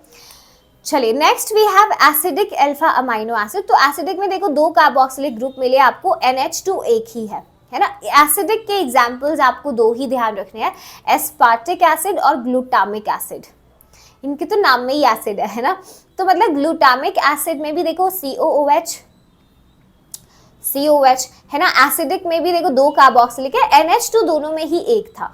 तो चाहो तो आप सिंपल बस नाम से याद रखो। जो बच्चे को आसान लगता है स्ट्रक्चर देखना, तो एटलीस्ट जनरल फॉर्मूला देख के वो ये ध्यान रख सकता है कि कितने नंबर ऑफ कार्बन एटम्स बीच में थे। ये जनरल फॉर्मूला पता है तुम्हें। देखो एसिडिक के नाम से ये तो पता है कि कार्बोक्सिलिक एसिड ग्रुप्स 2 होंगे, है ना, और कार्बन पे NH2 तो होगा ही, राइट। अब बीच में कितने CH2 यूनिट्स आए होंगे वो N के हिसाब से आप याद कर सकते हो। एस्पार्टिक एसिड में 1 होता है, ग्लूटामिक एसिड में 2 होते हैं, ठीक है, सिंपल है। यस, ये एसिडिक अमाइनो एसिड्स है हमारी अल्फा। फिर हमारे सामने आते हैं बेसिक अल्फा अमाइनो एसिड। तो इनका जनरल फॉर्मूला में ऑब्वियसली मेरा NH2 ज्यादा होगा 1 से, 2 NH2 ग्रुप्स है और कार्बोक्सिलिक एसिड एक ही ग्रुप है। बेसिक अमाइनो एसिड से भी क्वेश्चन पूछ लेता है। तो we have arginine. Arginine is a basic alpha amino acid, और आर्जिनिन देखो कितना सुंदर है, इसमें we have a very high nitrogen content. देखो आर्जिनिन में कितना स्ट्रॉन्ग नाइट्रोजन कंटेंट है। It is the strongest basic amino acid, क्योंकि इसमें गुआनिन ग्रुप है, गुआनिन ग्रुप है, इसकी वजह से ही in fact you know arginine has a very high nitrogen content, है ना। इसी वजह से जो लोग बिल्डिंग करते हैं लाइक मसल्स का, है ना, बॉडी बिल्डिंग करते हैं, वो आर्जिनिन को कंज्यूम भी करते हैं because it's a good source of nitrogen, ठीक है। तो सबसे ज्यादा strongest basic amino acid is arginine, क्योंकि इसमें गुआनिन ग्रुप प्रेजेंट है, नाइट्रोजन कंटेंट काफी हाई है, ठीक है।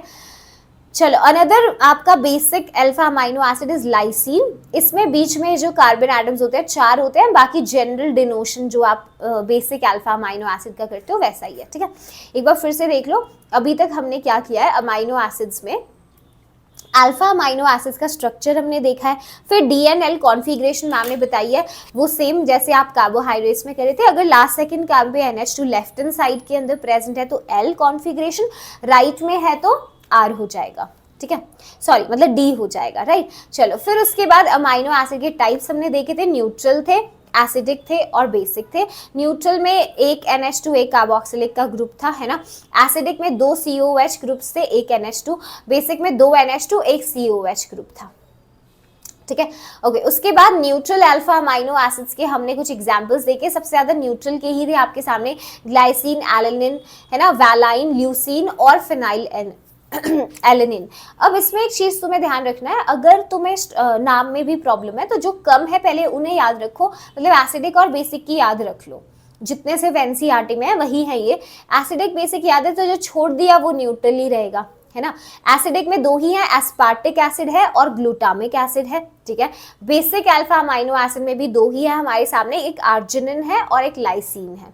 आर्जिनिन सबसे ज्यादा बेसिक होता है क्योंकि इसमें ग्वानिन ग्रुप होता है। Fine, are we clear with this? चलिए अब बहुत बढ़िया मस्त मजेदार चीज है, विच इज, इसको सॉल्व कराते हैं, essential and non essential amino acids. Essential amino acids, अब पेपर में बेटा यहां से सवाल पूछते हैं, वो कहेगा आपसे कि असेंशियल अमाइनो एसिड्स जो हैं उनके बारे में बताइए, है ना, कौन सी असेंशियल अमाइनो एसिड्स हैं, इनमें से चूज करिए। तो इसमें एक चीज देख लो, यहां तक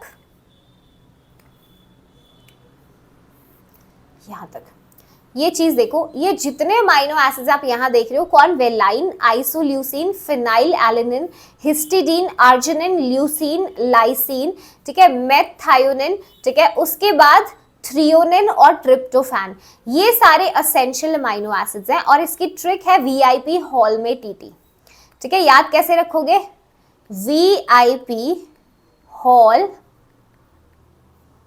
में TT, VIP हॉल में TT, ये मैंने इधर लिख दिया ट्रिक, ठीक है, ट्रिक लिख दिया, VIP हॉल में TT, valine, isoleucine, phenyl alanine, histidine, ये सारे। इसमें से भी आपको ना ये याद रखना पड़ेगा कि P से फिनाइल एलेनिन है, ठीक है, असेंशियल में, A से आर्जिनिन है, T से थ्रियोनिन है और अगले T से ट्रिप्टोफैन है, ये याद रखना। इसको छोड़ के अगर कोई और अमाइनो एसिड पूछा गया तो वो नॉन असेंशियल होगा, ठीक है। तो यहाँ पे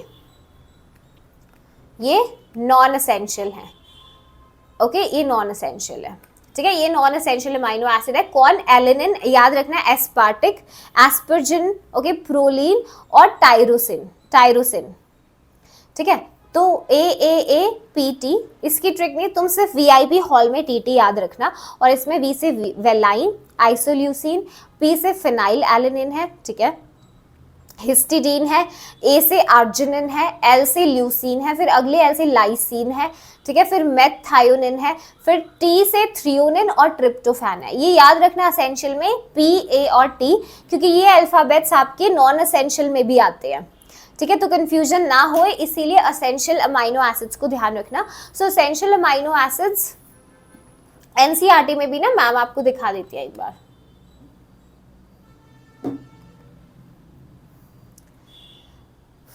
देखो यहाँ पे सारा पोर्शन अपन डिस्कस कर चुके हैं।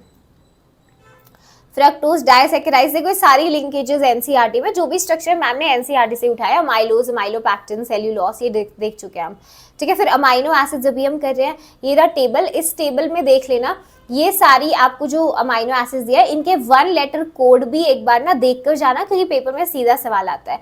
तो जितनी स्टार मार्क करी है ये सारी असेंशियल अमाइनो एसिड्स हैं, ठीक है। असेंशियल कौन है, ये वो अमाइनो एसिड है which can be synthesis, like अगर आप नॉन असेंशियल की बात करते हो, नाम से लगता है नॉन असेंशियल, जरूरी नहीं है, नहीं, एक्चुअली अगर आप देखते हो अमाइनो एसिड्स को जो बॉडी के अंदर ही बन जाती हैं तो एक्सटर्नली डाइट से लेने की जरूरत नहीं पड़ती, ये नॉन एसेंशियल अमाइनो एसिड्स हैं, ठीक है। इसमें से भी अगर वो अमाइनो एसिड्स जो बॉडी के अंदर सिंथेसाइज नहीं होते, हमें डाइट से लेना पड़ता है, ये असेंशियल अमाइनो एसिड्स होते हैं, ठीक है। तो यहाँ पे ये एनसीईआरटी की टेबल में 3 लेटर सिंबल से ज्यादा इंपॉर्टेंट है 1 लेटर कोड, ठीक है।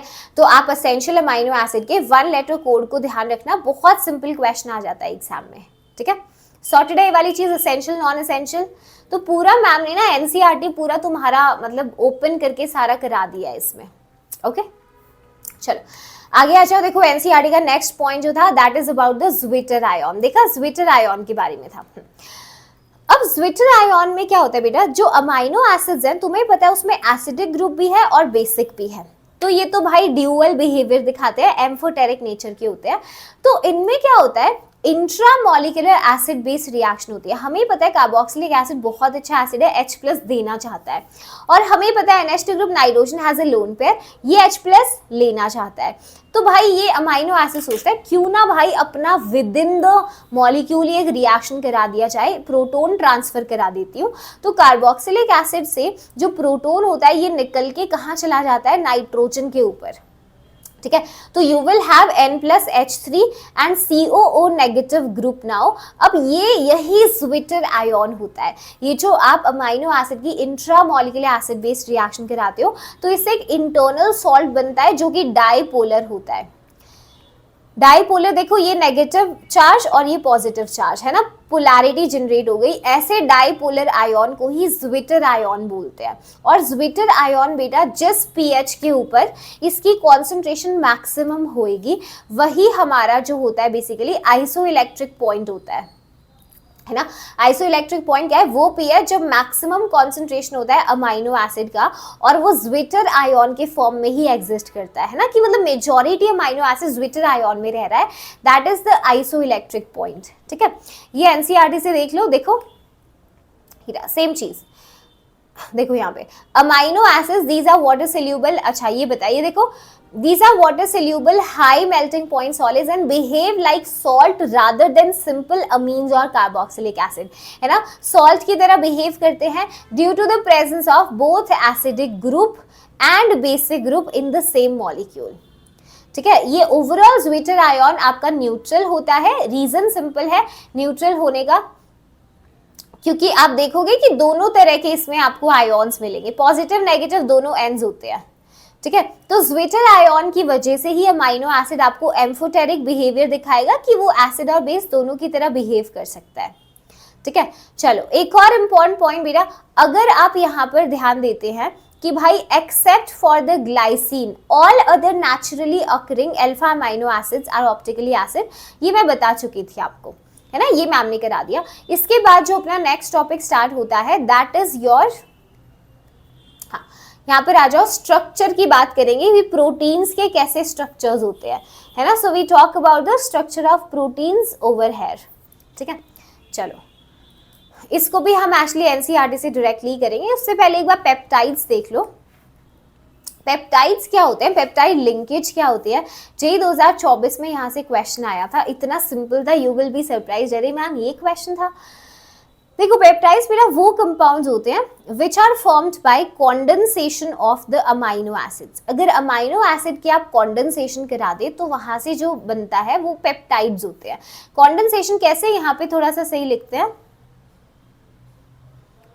इसको ठीक करते हैं। चलो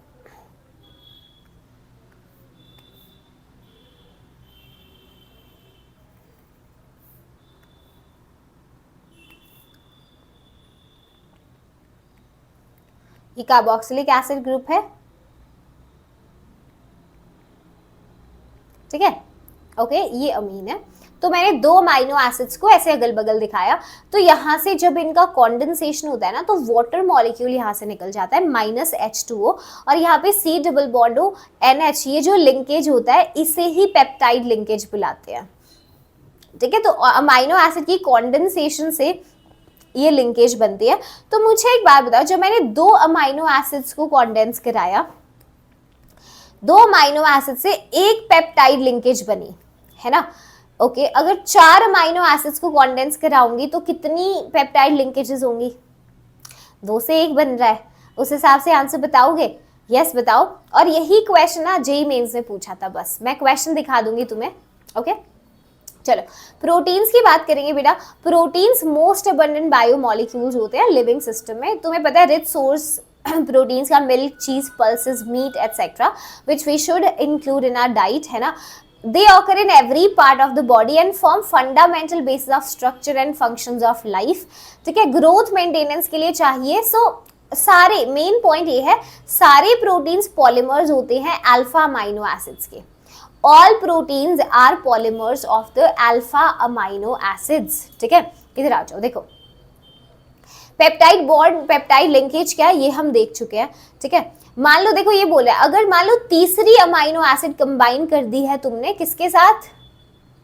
हाँ जी, देखो अगर तीसरी अमाइनो एसिड को तुम कंबाइन करा दोगे डाइपेप्टाइड के साथ तो एक ट्राइपेप्टाइड बन जाएगा, है ना। उसमें आपकी 3 लिंकेजेस होंगी कि 2 होंगी, बताओ? यस, लिंकेजेस कितनी होंगी ये बता दो मैम को। यस, ट्राइपेप्टाइड के अंदर 3 अमाइनो एसिड्स होंगी लिंक्ड बाय 2 पेप्टाइड लिंकेजेस। सो जितनी अमाइनो एसिड है उससे एक कम ही पेप्टाइड लिंकेज का नंबर होता है। ठीक है, ऐसे ही हम लोग टेट्रापेप्टाइड, पेंटा, हेक्सा, है ना, ऐसे पॉलीपेप्टाइड्स को बेसिकली बना सकते हैं। 100 यूनिट से भी ज्यादा वी कैन हैव। ओके चलो अब यहाँ जाओ। प्रोटीन्स का क्लासिफिकेशन बेटा 2 टाइप्स में होता है। वी हैव फाइब्रस प्रोटीन्स और हमारे पास होते हैं ग्लोब्यूलर प्रोटीन्स। तो ये सारा एनसीईआरटी से स्ट्रक्चर देखेंगे ताकि it becomes clear to you. Word by word NCERT से ही क्वेश्चंस आते हैं। ठीक है, ओके वर्ड बाय वर्ड आपको एनसीईआरटी से ही मिलेगा। ठीक है, कहता है जब मान लो पॉलीपेप्टाइड चेन्स पैरेलल होती है एक दूसरे से एंड इनके अंदर हाइड्रोजन और डाइसल्फाइड बॉन्ड्स होते हैं तो यहाँ पे फाइबर लाइक स्ट्रक्चर्स बनते हैं जो फाइब्रस प्रोटीन्स होते हैं। ठीक है, जनरली ये वाटर इनसॉल्युबल होते हैं, जैसे कैरेटिन। कैरेटिन आपने देखा है जो आपके हैंड्स में भी होता है ना, पाम में, यहाँ पर हेयर के अंदर होता है, वूल, सिल्क में, तो ये एक फाइब्रस प्रोटीन होता है। ठीक है, इनकी जो चेन्स होती हैं they run parallel to each other basically. और कौन से बॉन्ड्स होते हैं एग्जाम में पूछा जा सकता है। फाइब्रस प्रोटीन में हाइड्रोजन और डाइसल्फाइड बॉन्ड्स होते हैं, हाइड्रोजन और डाइसल्फाइड बॉन्ड्स होते हैं। ठीक है, फिर उसके बाद ग्लोब्यूलर होते हैं। ग्लोब्यूलर में you will have coil kind of shape, है ना, कॉइल्ड होंगे। ये वाटर सोल्यूबल होते हैं, जबकि हमने फाइब्रस देखे, fibrous are generally water insoluble. ठीक है, ग्लोब्यूलर के लिए अगर हम बात करते हैं स्ट्रक्चर और शेप की तो यहाँ पे 4 अलग अलग लेवल्स पे हमारा स्ट्रक्चर होता है प्रोटीन्स का। कौन से प्रोटीन्स का? ग्लोब्यूलर प्रोटीन्स का। सबसे पहला we are having the primary structure. ठीक है, फिर सेकेंडरी स्ट्रक्चर होता है, then we are having tertiary structure of proteins and finally we have quaternary structure. तो यू विल थोड़ा सा फील होगा अरे मैम क्या पढ़ रहे हैं, हम बायोलॉजी कब से करने लग गए हैं, है ना। सो ये करना पड़ेगा अब हमें, तो कोई बात नहीं, हो जाएगा। चलो इसको ना एक काम करते हैं, I will open this PDF।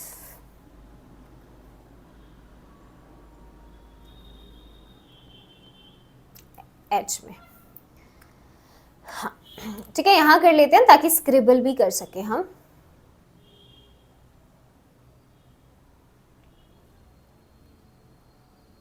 ये सब कर चुके हैं हम, हाँ आ जाओ। सो ग्लोब्यूलर में यहाँ पर देखो प्राइमरी स्ट्रक्चर, सबसे पहले we are having the primary structure of protein. तो प्राइमरी स्ट्रक्चर्स में बेटा क्या बताता है, ये हमें सीक्वेंस के बारे में बताता है कि भाई सीक्वेंस जो है अमाइनो एसिड्स का वो कैसे अरेंज्ड है बेसिकली। सीक्वेंस तो बस इतना भी बताओ ना कि प्राइमरी स्ट्रक्चर क्या बताता है, पूरा पैसेज नहीं याद रखना आपको। सो प्रोटीन्स में हमें पता है काफी सारी पॉलीपेप्टाइड चेन्स होती हैं। ठीक है, हर पॉलीपेप्टाइड चेन में कुछ ना कुछ अमाइनो एसिड लिंक्ड होती है ना, किसी सीक्वेंस में। तो वो सीक्वेंस जो होता है अमाइनो एसिड का, है ना, जो प्रेजेंट होता है बेसिकली उस पॉलीपेप्टाइड में, वो ही सीक्वेंस प्राइमरी स्ट्रक्चर बताता है। ठीक है, चलिए then we are having the next secondary structure. Secondary structure of proteins आपको शेप के बारे में बताएगा। सीक्वेंस अमाइनो एसिड की क्या थी पॉलीपेप्टाइड में, वो तो आपको प्राइमरी स्ट्रक्चर ने बताया।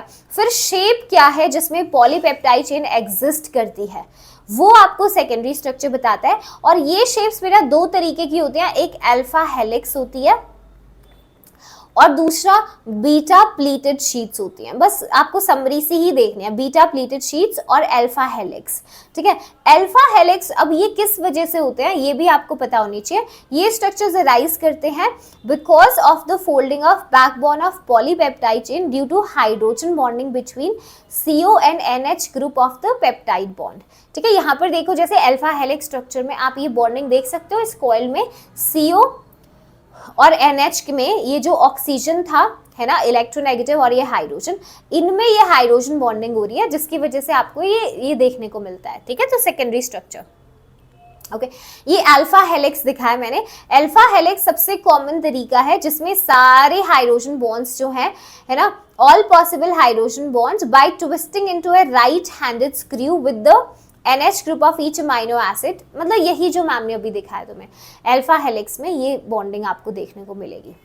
ठीक है, कॉइल के अंदर C और NH की हाइड्रोजन बॉन्डिंग। ओके चलिए, इसके बाद आपका सेकेंडरी स्ट्रक्चर में बीटा प्लीटेड शीट्स होते हैं।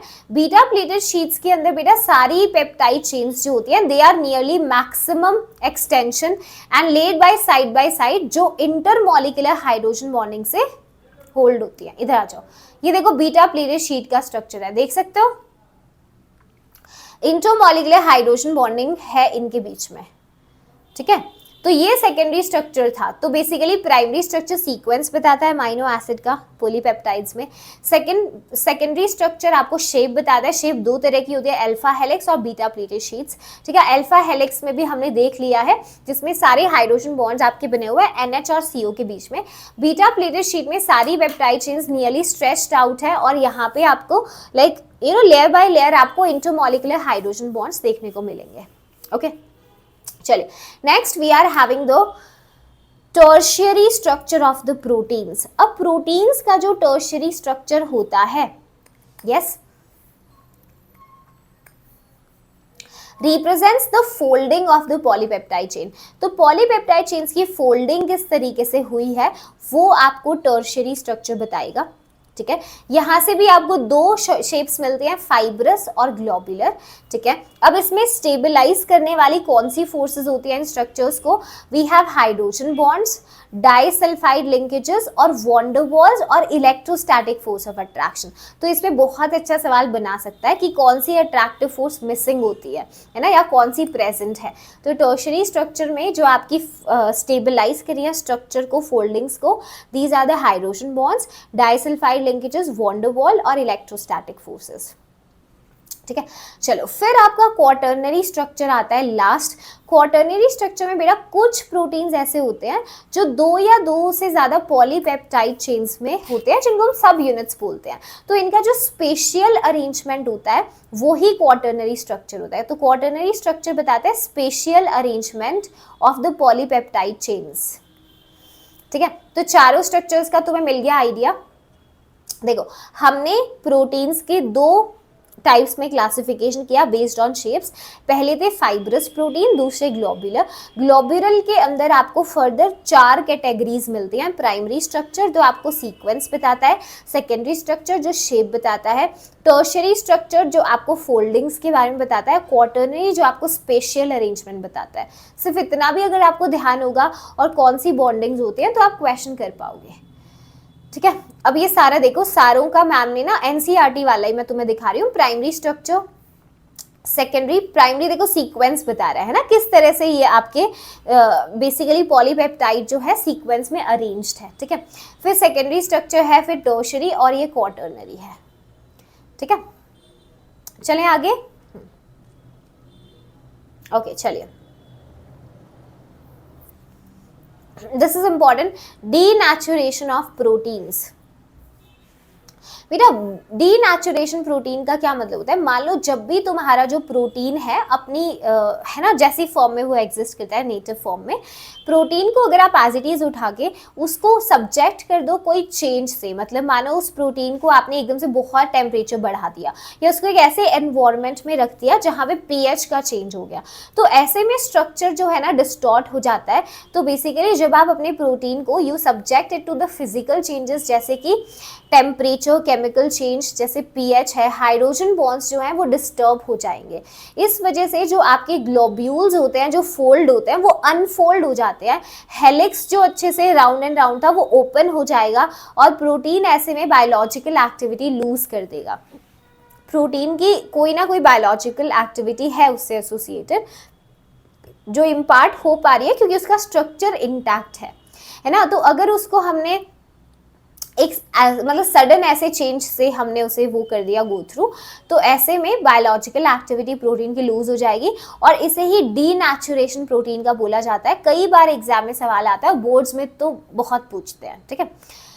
डीनेचुरेशन से होता क्या है, वेरी इंपॉर्टेंट, सेकेंडरी और टर्शियरी स्ट्रक्चर्स डिस्ट्रॉय हो जाते हैं, सेकेंडरी टर्शियरी स्ट्रक्चर टूट जाते हैं, बट प्राइमरी स्ट्रक्चर जो है वो इंटैक्ट रहता है, ठीक है। इसका बहुत बढ़िया एग्जांपल होता है कोएगुलेशन ऑफ एग वाइट, जब हम उसे बॉईल करते हैं, that is a common example of denaturation, ठीक है। या फिर जब दूध फट जाता है ना, you will see formation of lactic acid by bacteria in the milk, lactobacillus bacteria जब लैक्टिक एसिड दही बनाते हैं, दैट थिंग, ठीक है। सॉर्टेड है ये वाली चीज, बता दो मैम को। हाँ जी, चलो। सो विटामिन्स के बारे में बात करेंगे एक बार।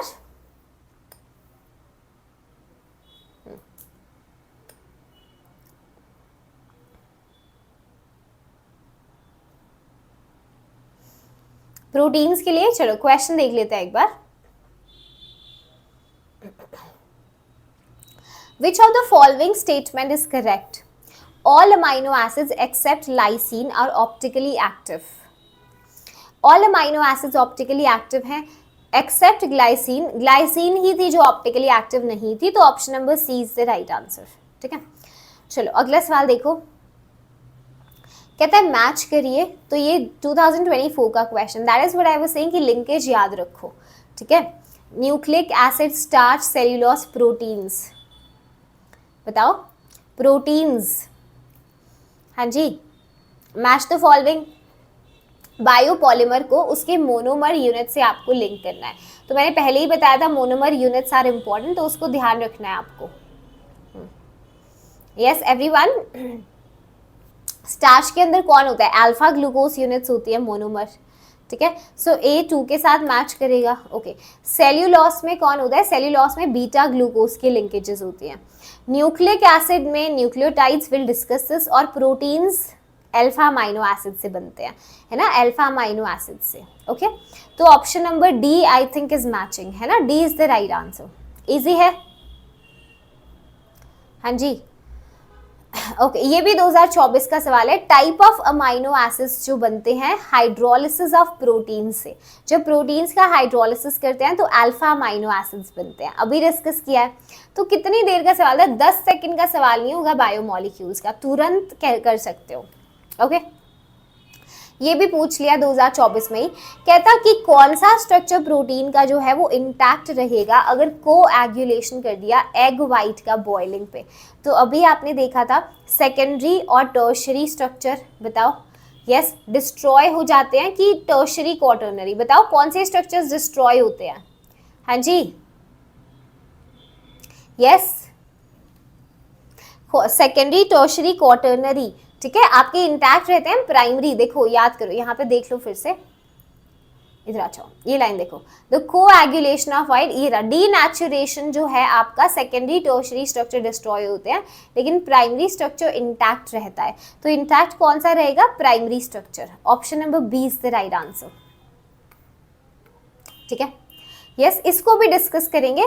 दो न्यूक्लियोटाइड्स कौन सी लिंकेज से जुड़े होते हैं बेटा, फॉस्फोडाइएस्टिल लिंकेज होती है, which we are yet to discuss, ठीक है, अभी डिस्कस करेंगे। सो क्वेश्चन देखो 24 में आया, कहता है number of tripeptides form by 3 different amino acids using each amino acid once is.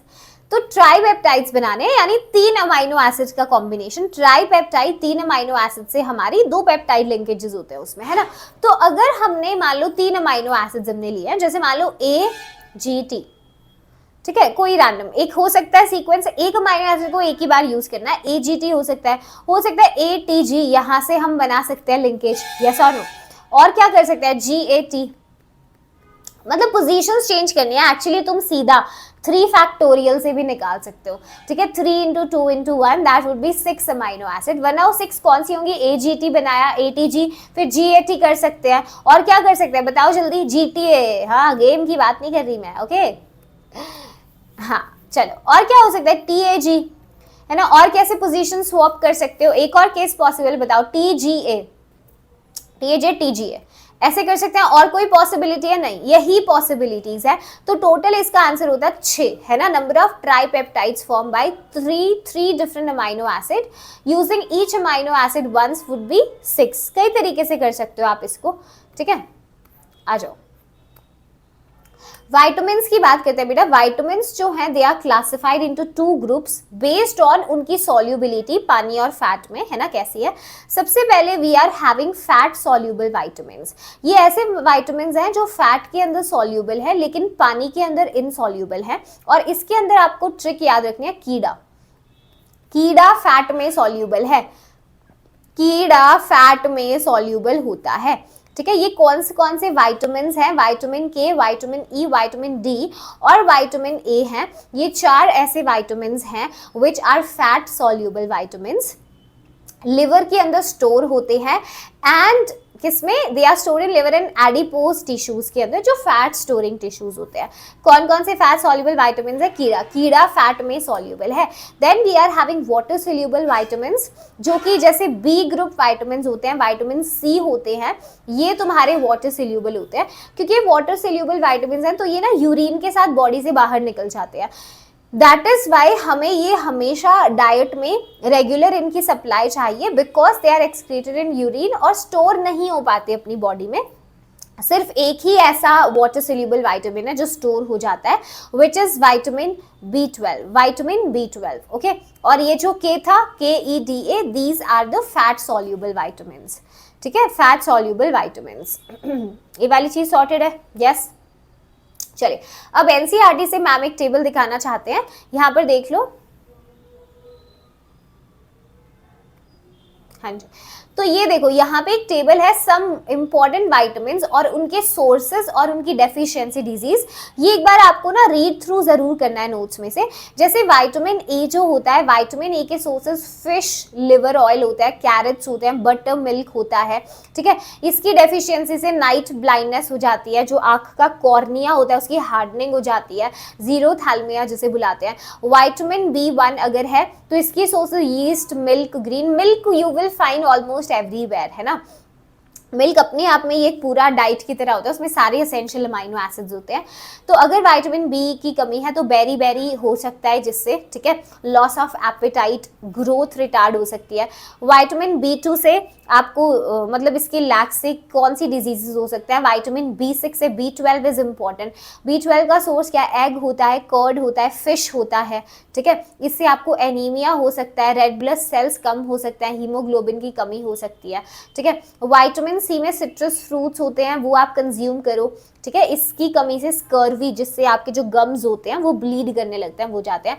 Vitamin D, sunlight का एक्सपोजर फिश या एग यॉक के अंदर होता है, तो इससे आपकी बोन की डिफॉर्मिटीज होती हैं, ठीक है। आपको जॉइंट पेन होने लगता है बहुत यंग एज से in fact. So I am myself, मेरे अंदर विटामिन डी बहुत ज़्यादा कम है, so I had to take injections अभी रिसेंटली ऑल्सो। तो vitamin D is very essential. अपना अगर ज़्यादा वीकनेस लगती है बोन्स में तो you can get yourself tested and take good source of vitamin D, like sunlight is important, है ना। दूध भी पिया करो, दैट इज ऑल्सो इम्पॉर्टेंट। और इनफैक्ट कैल्शियम एब्जॉर्प्शन के लिए भी विटामिन डी चाहिए होता है ना।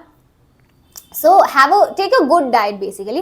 विटामिन ई में आपको जो सोर्सेज हैं, वेजिटेबल ऑयल्स होते हैं, जैसे व्हीट होता है, सनफ्लावर ऑयल होता है, यहाँ से विटामिन ई मिलेगा, ठीक है। विटामिन के आपको हरी सब्जियों से मिलेगा, जिसमें आपका बेसिकली अगर कमी है तो बहुत जल्दी आपको ब्लड क्लॉटिंग हो जाया करेगा, ठीक है। तो it's a very beautiful table, क्योंकि आपकी जनरल नॉलेज भी बढ़ाएगा कि आपको अगर कोई हेल्थ इशू फील होता है, कोई वीकनेस होती है, तो in fact you can take an idea कि हाँ I am lacking in this vitamin maybe, तो आप डाइट को अकॉर्डिंगली यू कैन कंज्यूम, है ना, milk more, green vegetables more and see the change, है ना। तो उसके लिए भी इंपॉर्टेंट है। तो it's a very nice table, तो I would ask you just go through it, fine, okay.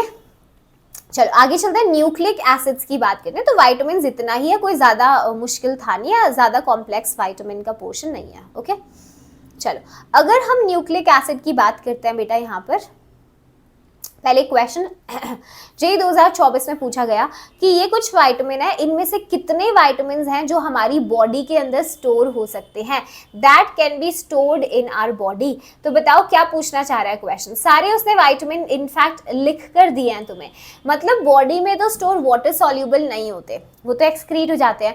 तो वो पूछ रहा है कि भैया फैट सॉल्यूबल विटामिन कितने हैं। तो कीड़ा फैट में सॉल्यूबल होता है, कीड़ा KEDA है ना। तो ये सारे, और इंक्लूडिंग मैम ने एक और बताया था B12, याद करो, बोला था वाटर सोल्यूबल, जो एकमात्र ऐसा वाटर सोल्यूबल विटामिन है जो बॉडी में स्टोर हो सकता है, दैट इज B12। तो 1 2 3 4 5 would be the answer for this. Easy है। अब यू बी लाइक मैम सारे आसान क्वेश्चन तो इसी साल पूछ लिया एनटीए ने, हमारे टाइम में क्या होएगा। नहीं, हर साल ही क्वेश्चन इजी आते हैं और काफ़ी रिपीट होते हैं, सो डोंट वरी। बायोमोलिक्यूल्स पूरा एनसीईआरटी बेस्ड होगा, ठीक है। तो पूरा मतलब एनसीईआरटी हमने आज के सेशन में मैंने पूरा डिकोड करा दिया है, तो सवाल यहाँ से बाहर नहीं जाएगा, ठीक है। चलो, we are having DNA which is deoxyribonucleic acid. DNA जो है वो न्यूक्लियस के अंदर फाउंड है ना, it is found in the nucleus. DNA जो है 3 यूनिट से मिलकर बनता है बेटा। नाइट्रोजन बेस होता है इसके अंदर, डीऑक्सीराइबोज शुगर होता है और फॉस्फोरिक एसिड होता है। डीएनए आपको न्यूक्लियस में मिलेगा, 3 यूनिट्स होती हैं, नाइट्रोजन बेस होता है, डीऑक्सीराइबोज शुगर होता है और फॉस्फोरिक एसिड होता है। अब नाइट्रोजन बेसेस भी 2 तरह के होते हैं, प्यूरीन और पिरिमिडीन, ठीक है। प्यूरीन में आपके जो दो बेसेस आते हैं, they are adenine and guanine, ठीक है।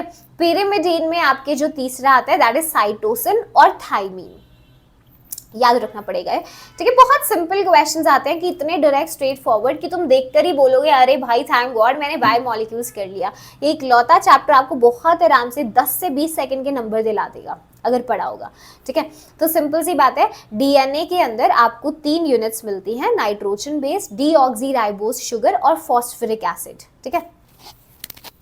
ओके नाइट्रोजन बेस में आपके प्यूरीन और पिरिमिडीन होते हैं। प्यूरीन में आपका एडेनिन बेस आता है और गुआनिन होता है। पिरिमिडीन में साइटोसिन और थाइमीन आता है। इनके स्ट्रक्चर्स देखकर जाना, ठीक है। चलो, फिर 2 टर्म्स न्यूक्लियोसाइड्स और न्यूक्लियोटाइड्स होते हैं। न्यूक्लियोसाइड्स में बेटा बेसेस और शुगर्स होते हैं। न्यूक्लियोटाइड्स में शुगर बेस के साथ फॉस्फेट यूनिट भी होती है। I will show you here, देखो न्यूक्लियोसाइड में you are having a base, ठीक है, बेस अटैच्ड होगा, बेस के साथ you are having a sugar, है ना, like sugar and the bases are in the nucleoside. तो ये आपका शुगर है, ये आपका बेस है। तो sugar and bases we are having in the nucleosides, ठीक है। न्यूक्लियोटाइड्स में you have a base, you have a sugar and you have a phosphate also, ठीक है। तो बेस शुगर के साथ साथ शुगर बेस और फॉस्फेट लिंकेज किधर होता है, न्यूक्लियोटाइड्स में। बहुत सिंपल सा इसका डिफरेंस पता चला, शुगर बेस न्यूक्लियोसाइड्स में और शुगर बेस और फॉस्फेट लिंकेज न्यूक्लियोटाइड्स के अंदर होते हैं, ठीक है। अब जो आरएनए के अंदर शुगर होता है ना, शुगर इन आरएनए न्यूक्लियोसाइड, वो होता है राइबोस।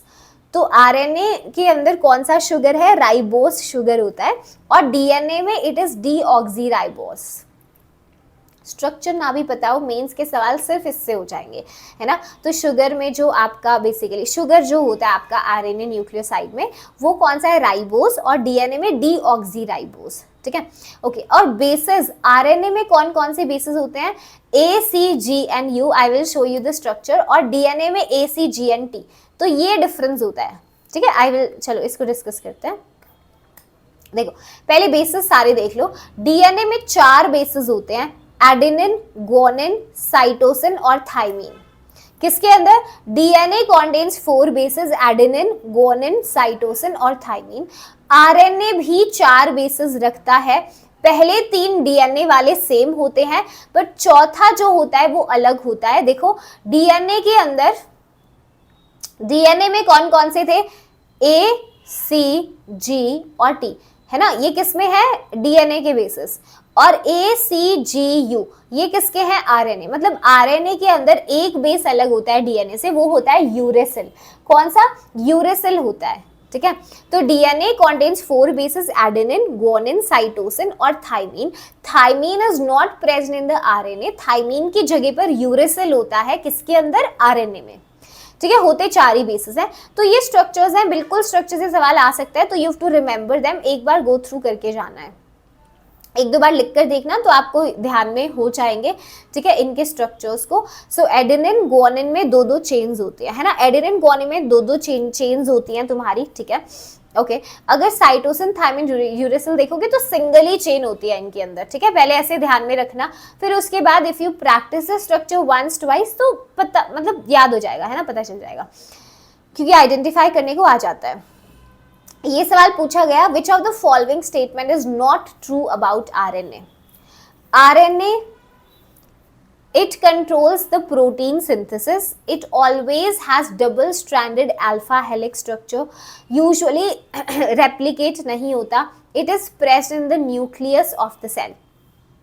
हाँ जी बताइए, देखो इसके कुछ पॉइंट्स हैं आपको पता होना चाहिए। RNA has always double stranded alpha helix structure, ऐसा नहीं होता है, ठीक है। आरएनए में double stranded alpha helix structure नहीं होता है। Helixes are present in RNA जो सिंगल स्ट्रैंडेड होती है, ठीक है, जो सिंगल स्ट्रैंडेड होती है, और usually it does not replicate also.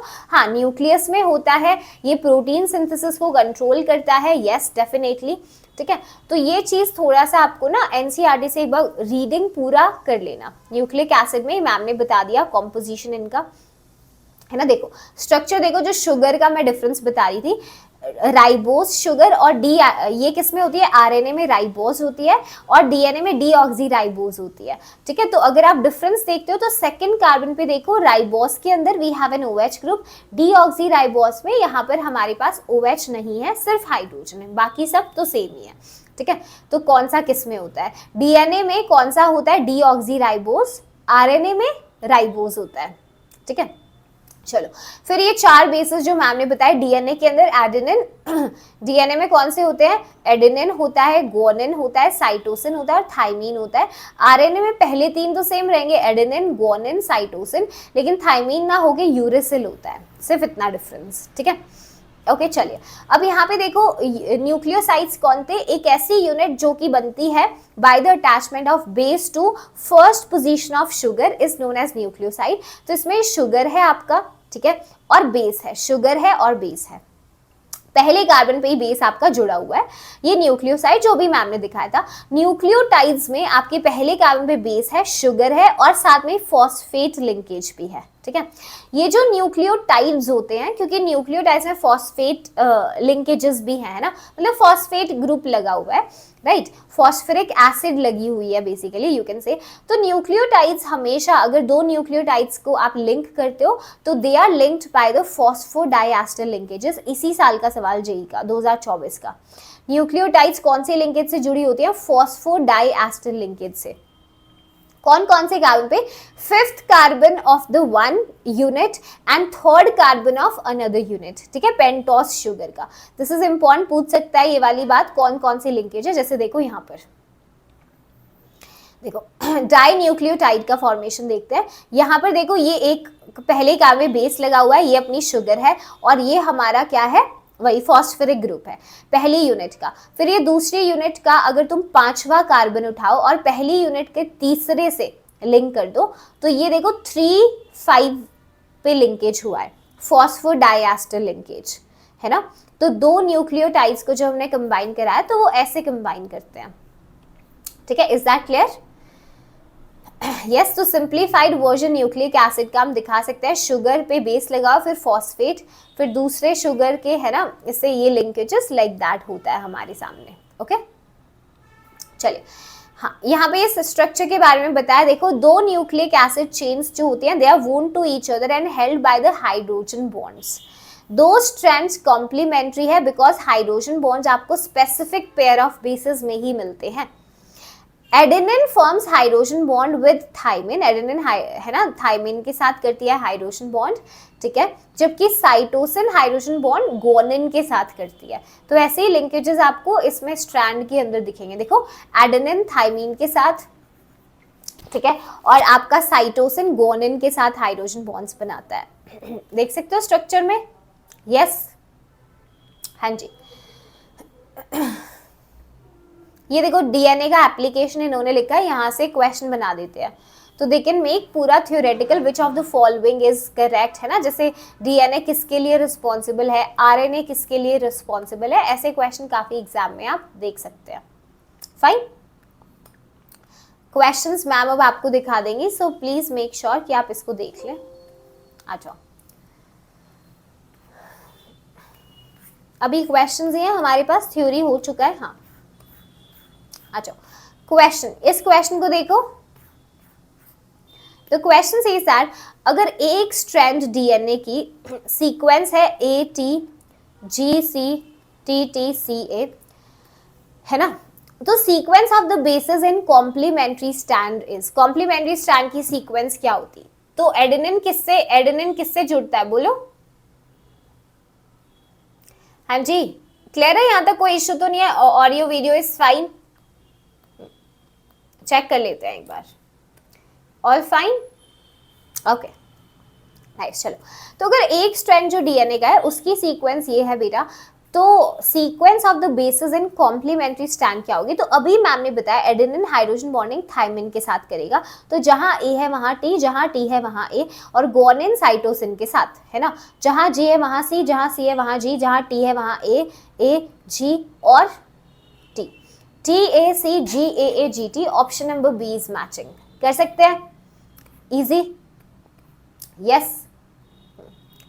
चलिए आगे देखो, कहता है 2024 के सारे सवाल मैंने करा दिए बायोमॉलिक्यूल्स के। ये कहता है the total number of correct statements regarding the nucleic acid is, RNA is regarded as the reserve of genetic information. बताइए, आरएनए जेनेटिक इंफॉर्मेशन का रिजर्व होता है, यस और नो एवरीवन? हाँ जी, दिस इज ट्रू और फॉल्स। फिर कहता है डीएनए मॉलिक्यूल जो होता है सेल्फ डुप्लीकेट करता है ड्यूरिंग सेल डिवीजन। ज्यादा ही हमने थोड़ी बायोलॉजी में घुस गए हैं। डीएनए सिंथेसाइज करता है सेल के अंदर protein. The message for the synthesis of particular protein जो होता है वो किस में प्रेजेंट होता है, डीएनए के अंदर, ठीक है। आइडेंटिकल डीएनए स्ट्रैंड्स जो होते हैं वो ट्रांसफर होते हैं डॉटर सेल्स के लिए। तो एक काम करो, ट्रू स्टेटमेंट्स देख लो। देखो, आइडेंटिकल डीएनए स्ट्रैंड बेटा बिल्कुल ट्रांसफर होते हैं डॉटर सेल्स के पास, यस और नो एवरीवन? हाँ जी बिल्कुल, ठीक है। चलिए, डीएनए सिंथेसाइज होता है, डीएनए, अच्छा ई है ना 2, the message for synthesis for particular protein को सिंथेसाइज करने की इंफॉर्मेशन डीएनए के पास होती है, डेफिनेटली होती है, ये भी ट्रू है, ठीक है। क्या डीएनए प्रोटीन को सिंथेसाइज करता है सेल के अंदर? नहीं, this is a false statement. क्या डीएनए सेल्फ डुप्लीकेट कर सकता है सेल डिवीजन में? कर सकता है। RNA reserve of genetic information होता है, फॉल्स। तो कौन सी स्टेटमेंट 2 है? बी, डी और E. I think 3 is the answer है। तो ये जो स्टेटमेंट पूरा का पूरा लाइक एनसीईआरटी में जो भी लाइन है as it is they have given it. तो एक बार रीडिंग जरूर करना है एनसीईआरटी से। Next, number of compounds among the following which contain sulphur as heteroatom. अब ये स्ट्रक्चर वाला सवाल था, it was a good question, क्योंकि उन्होंने क्या किया, बेसिस को भी डाल दिया, है ना। ओके, फ्यूरान, जेनरिक स्ट्रक्चर्स को भी डाल दिया। फ्यूरान और थायोफीन और पीरिडीन तो तुम्हें पता ही होता है, जहां पे थायो वर्ड आ जाए, थायो का तो मतलब ही सल्फर होता है।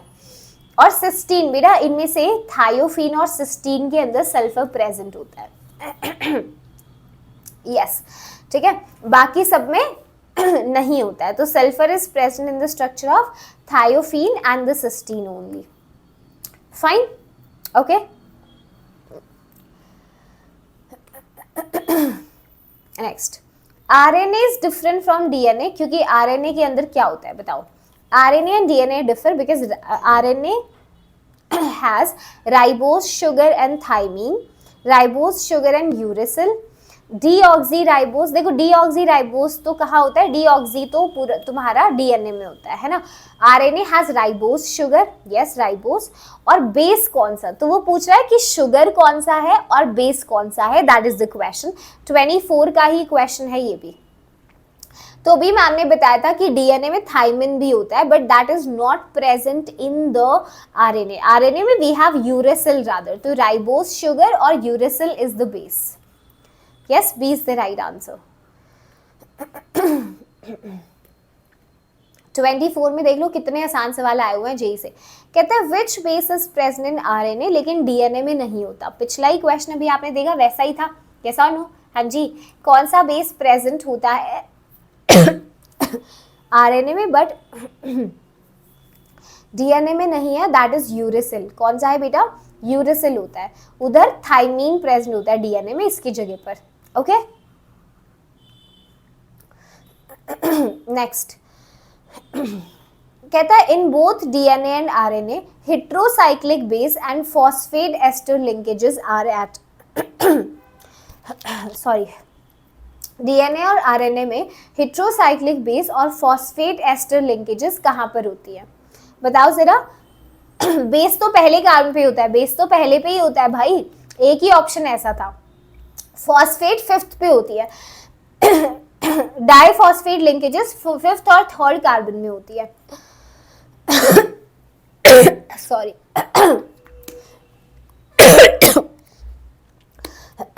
सॉरी, क्लियर है?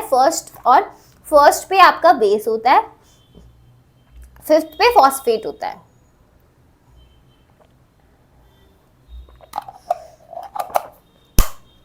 इजी, अभी देखा था हमने, एनसीईआरटी से भी रिवाइज किया था। सॉरी, पिरिमिडीन बेसेस जो डीएनए के अंदर होते हैं, बताओ डीएनए में कौन से 2 बेसेस होते हैं?